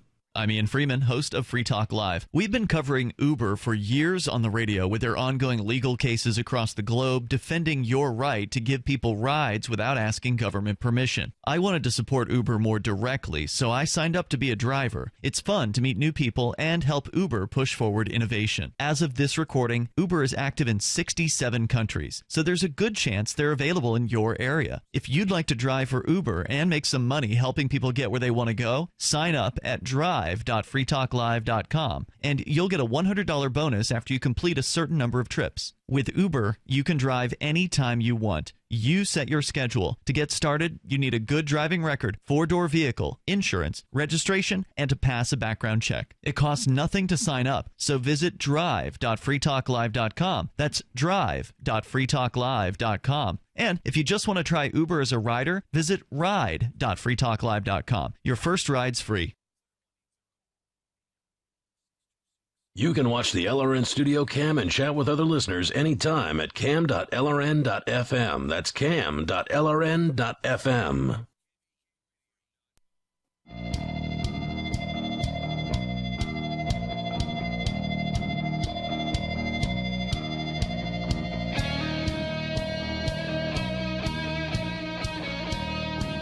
This is Free Talk Live, and you're invited to join us here. You can bring up what you want, whether it's things we've been discussing, like teenage hackers or Apple versus the FBI. 855-450-3733. We have Skype. The Skype username tonight is lrn.fm. And, of course, you can join us online at freetalklive.com if you want to help support Free Talk Live. Just visit amp.freetalklive.com for $5 a month. You can get behind the show. You can help us get on more radio stations around the country, bring more Internet listeners on board, and expand our satellite coverage around the globe. So exposing new people to the ideas of freedom. So if that is something that excites you, please go to amp.freetalklive.com and help us out. You'll get access to special bonuses as well. It's amp.freetalklive.com. In the Salt Lake Tribune, changing gears from technology here to sort of almost the reverse of it in some ways, polygamous church. Leaders have been indicted, arrested for food stamp fraud in a case that some say could destroy Utah's largest polygamous sect. Federal prosecutors on Tuesday announced indictments against leaders and members of the Polygamous Fundamentalist Church of Jesus Christ of Latter-day Saints on charges related to food stamp fraud. Lyle Jeffs, who's been running the FLDS for his imprisoned brother, is one of nearly a dozen people named in an indictment that was unsealed Tuesday, while FBI agents and sheriff's deputies searched businesses in Hildale, Utah, and Colorado City, Arizona, that are owned by members of the FLDS. Also indicted with Seth Jeffs, brother to both Lyle and FLDS President Warren Jeffs, the religion's president and prophet, and who is serving a sentence of up to life in prison, plus 20 years. I recall that name, Warren Jeffs. Just didn't remember any of the details. It's been a long time. I know we definitely talked about him in the past. Life in prison plus 20 years in Texas for crimes related to marrying and sexually abusing underage girls. So they're going after these guys again for food stamp fraud. And I've learned something about food stamp fraud from TJ the Spy recently, who tells me that apparently if you get food stamps, you can't actually share the food with other people or something like that. So I don't know if that's what's going on in this particular situation with these food stamp fraud charges. I've gotten the feeling that since the collapse of 2008, regulations on food stamps have lightened greatly to increase that they're easier to get? That they're easier to spend. Meaning that you can spend them on, what, more items than previous? I feel like I have memories of signs at Sears, for example, or someplace that did not sell food saying that they accepted EBT. Maybe it was just for the Snickers that they were selling at the counter. I suppose that's possible. I know a lot of places like the I feel like the Goodwills and like used places, sometimes they'll accept EBT for like clothing and stuff like really? that. I think, yeah. Yeah, I have no idea what all the rules are, and apparently these guys broke some of them, or at least that's what the state is alleging, sort of rounding up these FLDS members. Quote, if they're finally going to prosecute Lyle and the leaders of the church, it'll eventually bring the church down, said Wallace Jeffs, the half-brother who was expelled from the church. He says, quote, this pretty much cuts the head off of the snake. But will it? You know, if you go around and you arrest all of the leaders, the purported leaders of an organization, is that really going to end it? Would that Depends work? on the type of organization. Would that work with the Free State Project? Probably not. You know, the Free State Project, the idea of getting liberty-oriented people to move to New Hampshire, but then they do whatever they want to do. So if someone appears to be a leader, it's not any kind of like organizational structure that was forced on anyone. There are people who will come up with, you know, an idea for some sort of activism that they want to do, and then other people will jump on board. But ultimately, no one is ever forced. There's no agreement when you come here that you're going to do what someone else wants you to, or what some board of directors says that you have to do. So, you know, if you can't really cut the heads off of a decentralized movement. And I don't know if this movement would be decentralized, or if there are, you know, other FLDS folk who would rise to control whatever organization is left. You know, I don't know if it's one of those things like, you know, how big is the FLDS? What's the population of it? These are questions I have no answers to. Well, related to what we were saying earlier, I just found a little list of things. 11 things you didn't know you could buy with an EBT card. Okay. So the list has starts with Quesarito, Taco Bell. Apparently, you can accept CBT or several of them or all of them. Bail. Apparently, a lot of places you can use EBT. You can pay bail with Bail, EBT. yeah. And EBT. That's pretty funny. Lingerie. Apparently, there's a store called Kiss My Lingerie in Gonzales, Louisiana that accepts EBT. KFC, well, it makes sense. Taco Bell accepts it. KFC makes sense that KFC would as well. Payless Shoe Source is known for their buy one get one sales, and they also accept EBT. Wow. Strip clubs, apparently. The New York Post reported on Freedom of Information requests revealed that welfare recipients were regularly making EBT withdrawals at the ATMs near and inside infamous porn shops, liquor stores, lounges, and hookah parlors. So technically it doesn't break the law because of the cash assistance program. Now, some would say that that there's nothing wrong with taking food stamps. That, if you've paid into the system, that it's no big deal. You've already put money in. Why not take the money back out? There's no such thing as a free lunch, Ian. What do you mean, We'd all Jonny be Ray? horrified by the idea of what these LDS men did, but is it partly because they had control over other people's food, which seems like such a seductive power that allowed them to do some of the other things that maybe they did? Yeah, it could be. By the way, the Pew Research says there are about 14 million Mormons worldwide.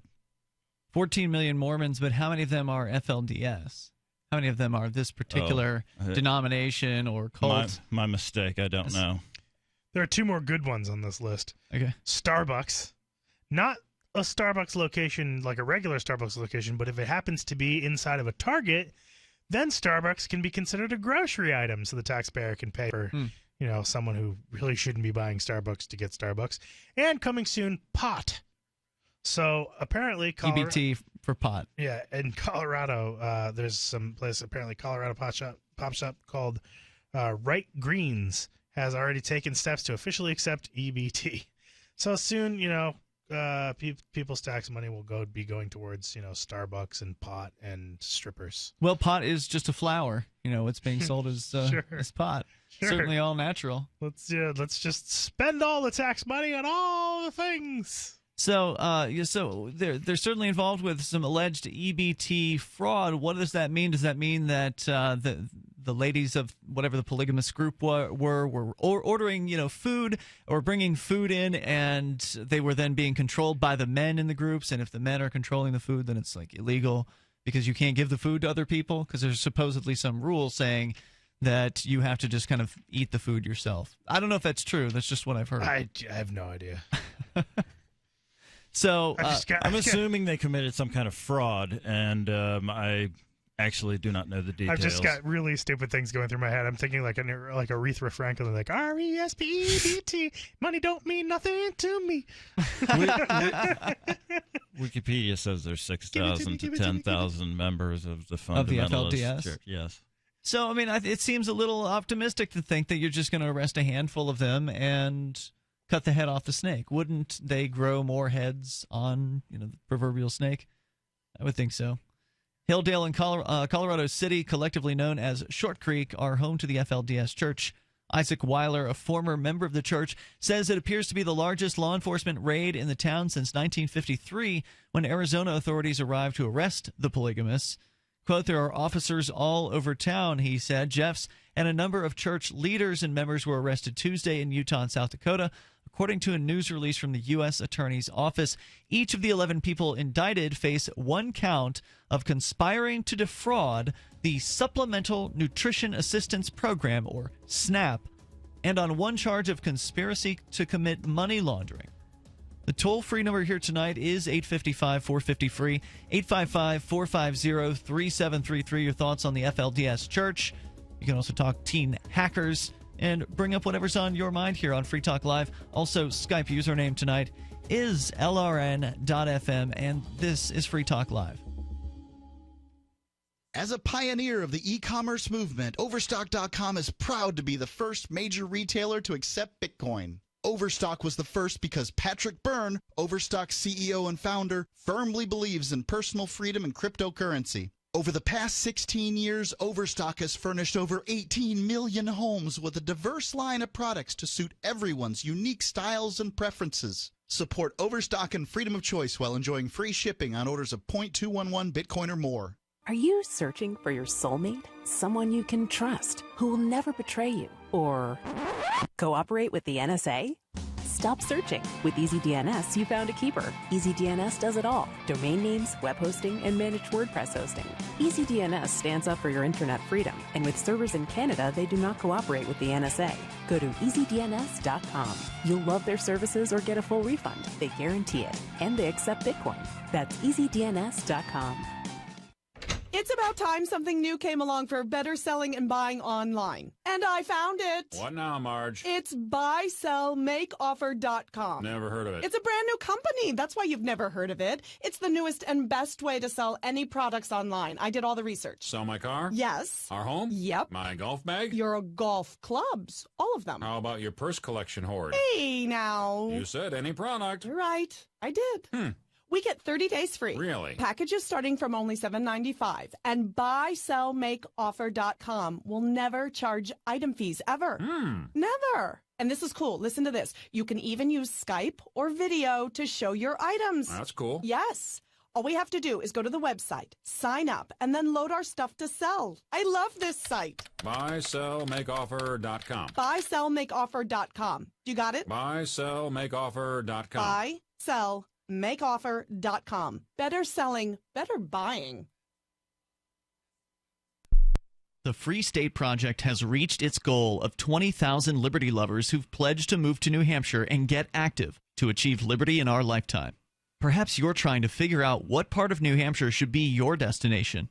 If so, consider Keene. You'll find more than 150 reasons to move to Keene at move.freekeene.com. Keene is famous for its historic, publicity-generating activism, as well as being the liberty media capital of the world. It's home to freekeene.com, New Hampshire's destination for liberty activism, news, and opinion. For years, we've been compiling over 150 reasons to move to Keene at move.freekeene.com, where you'll learn about some of what's happening here and what makes Keene a great place to live. If you love liberty, you'll probably enjoy anywhere you end up in the Shire. But do your due diligence first. Please visit move.freekeene.com for the full list of over 150 reasons to move to Keene. That's move.freekeene.com.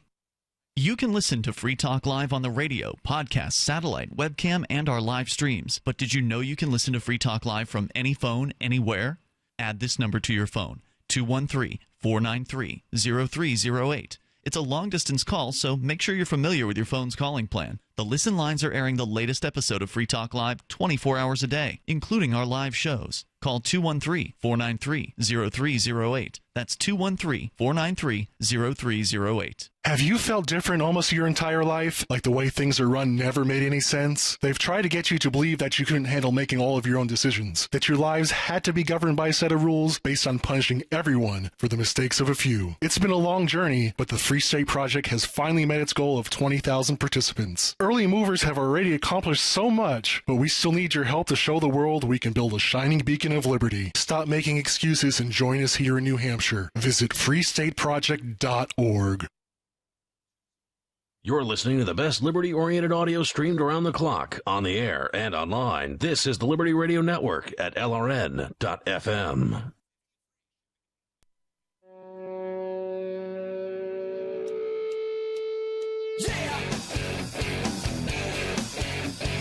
It's Free Talk Live, and you may take control of the airwaves here, 855-450-FREE. That's 855-450-3733. In studio tonight, you've got Ian, Jonny Ray, and Johnson. We're talking about the folks in the FLDS Church, the Fundamentalist Church of Jesus Christ of Latter-day Saints. It's been a while. Magical underwear. Yeah, I imagine they do that. These guys are the fundies of the Mormon Church. And we've discussed them in the past. It's been quite a while, I think, a number of years since they've really come up here on Free Talk Live. But over the decade plus that we've been doing the show, we've definitely been following along with I have a shocking story from 2012 with the same group, with Warren Jeffs of the FLDS. Okay, who's now in prison. That seems to be. I've just read the sensational headlines. Hold the thought. We'll get to the shocking story here. Let's go first to Charlie in Arizona. Charlie, are you up that way in Arizona where these FLDS folks are? Oh yeah, I've been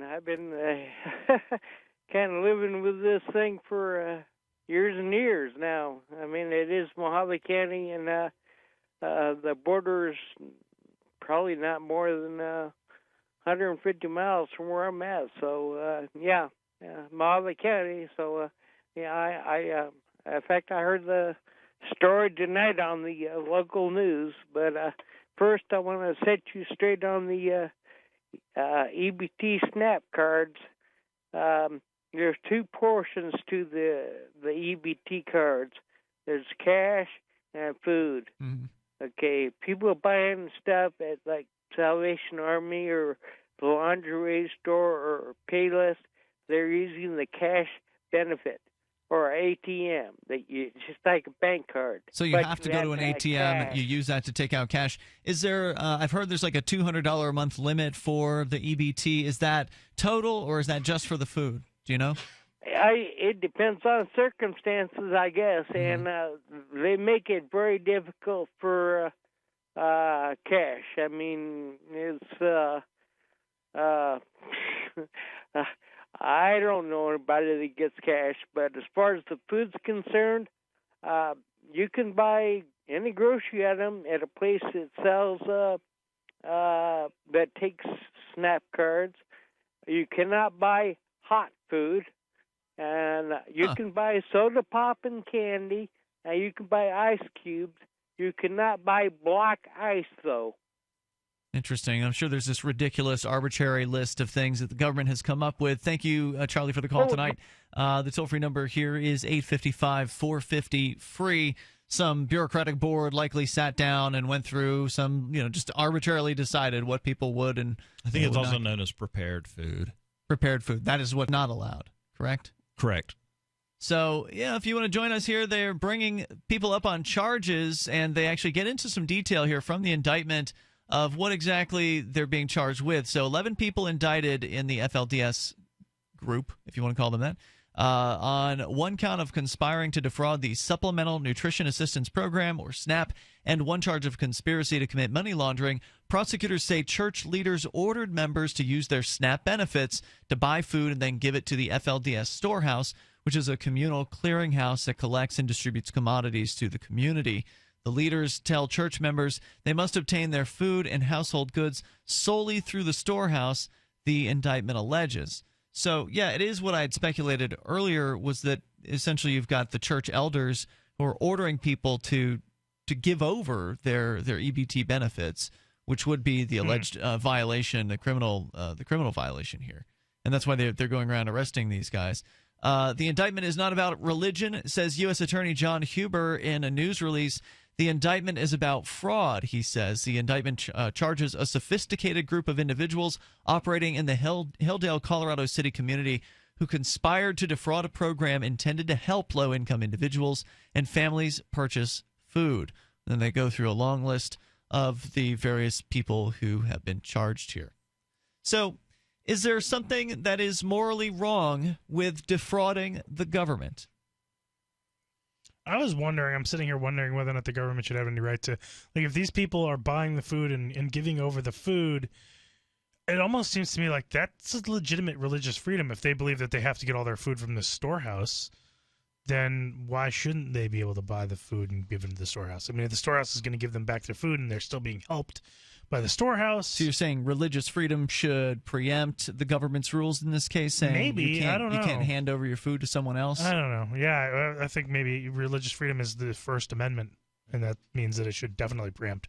I think it's probably wrong, and I think it's probably wrong to defraud any person, but if you're only defrauding a collective like a society or a government, then that's no wrong at all. I wonder if it's really fraud. I mean, if they tried to say, well, we have to do this. This is part of our religion. We give this food over. Or did they just lie?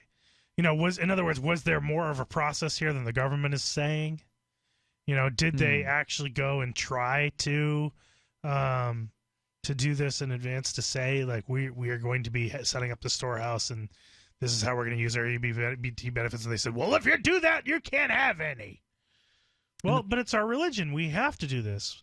And we still need the benefits. We're poor. Well, no, you can't. Okay, well, then we won't do that. We promise. Well, then, it's sort of a different matter. It's not really, were maybe pushed into or forced into defrauding. But I don't know if that's what happened. I'm just speculating.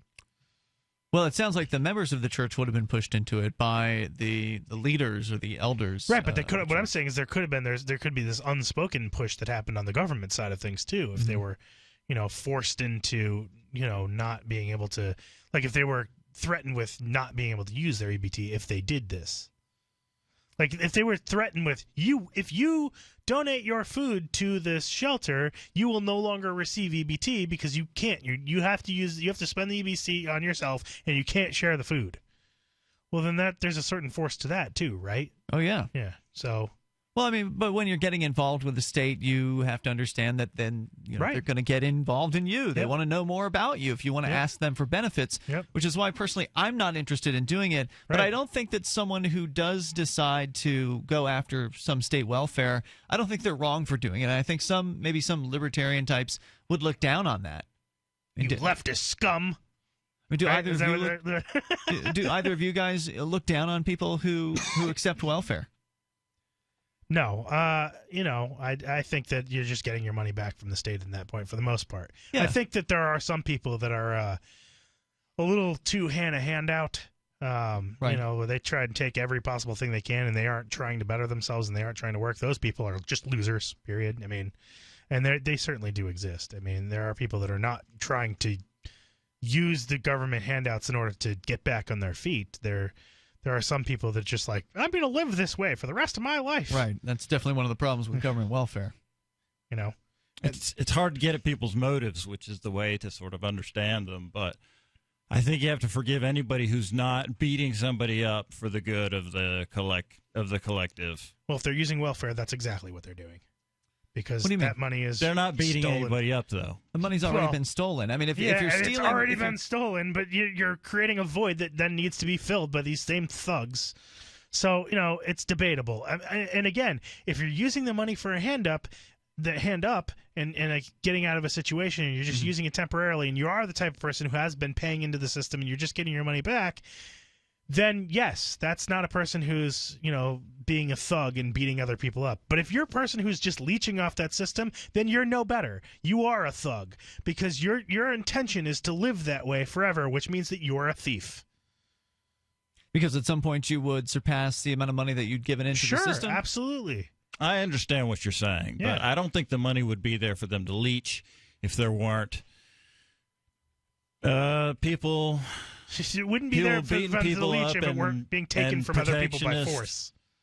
Say that again, Johnson. It wouldn't be there for them to leech off of if the money weren't being taken from people by force in the first place. If it didn't come through taxes, we're a private charity, you can bet it wouldn't be there for people to just leech off of. I think private charities would have to discriminate very harshly about where their money went. Yeah. Yeah, and the FLDS Church would probably not get away with this. I mean, who knows for how long they've been doing this. They've just been brought up on these charges. I suspect they didn't just start trying to rip off this system a month ago. Right. This has probably been going on for quite a while. And so, now they're stringing these guys up on charges. And what is it really going to do to put these people in prison? Then everyone who are the nearby taxpayers are then paying to support these people. They're still feeding them. If they're in prison, they're getting money from the state. They're getting food from the state. They're getting a place to stay. They're getting state food stamp money funneled to their leadership to have disseminated the way that they want it. They can sit in there and they can, write to their flock. Classic rent-seeking behavior, regardless of the fact that it is also tainted by an unpopular religion. It has been Free Talk Live. You can join us again tomorrow night, same time, same place, online at freetalklive.com. Thank you, gentlemen.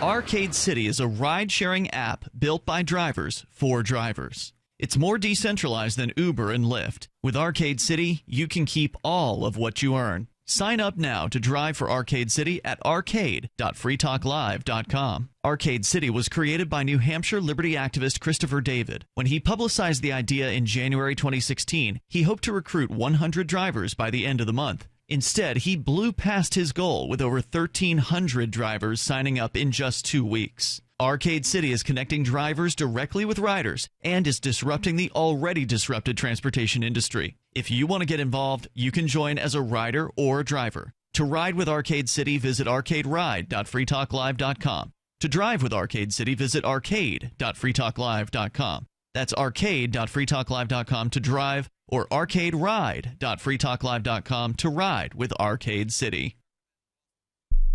This is your Roberts & Roberts Brokerage Daily Precious Metals Update. Tuesday gold is $14 higher at $1,222 per ounce. Silver is up 10 cents at $15.33 per ounce. Bitcoin is trading at $421 US. Silver and gold are gaining back yesterday's losses, but I think silver still represents the better bargain. Ask us how you can own silver today at 800-874-9760 or online at rrbi.co. Did you know that you can listen to and watch Free Talk Live during our live show 7 days a week from 7 to 10 p.m. Eastern via our studio cam at cam.freetalklive.com?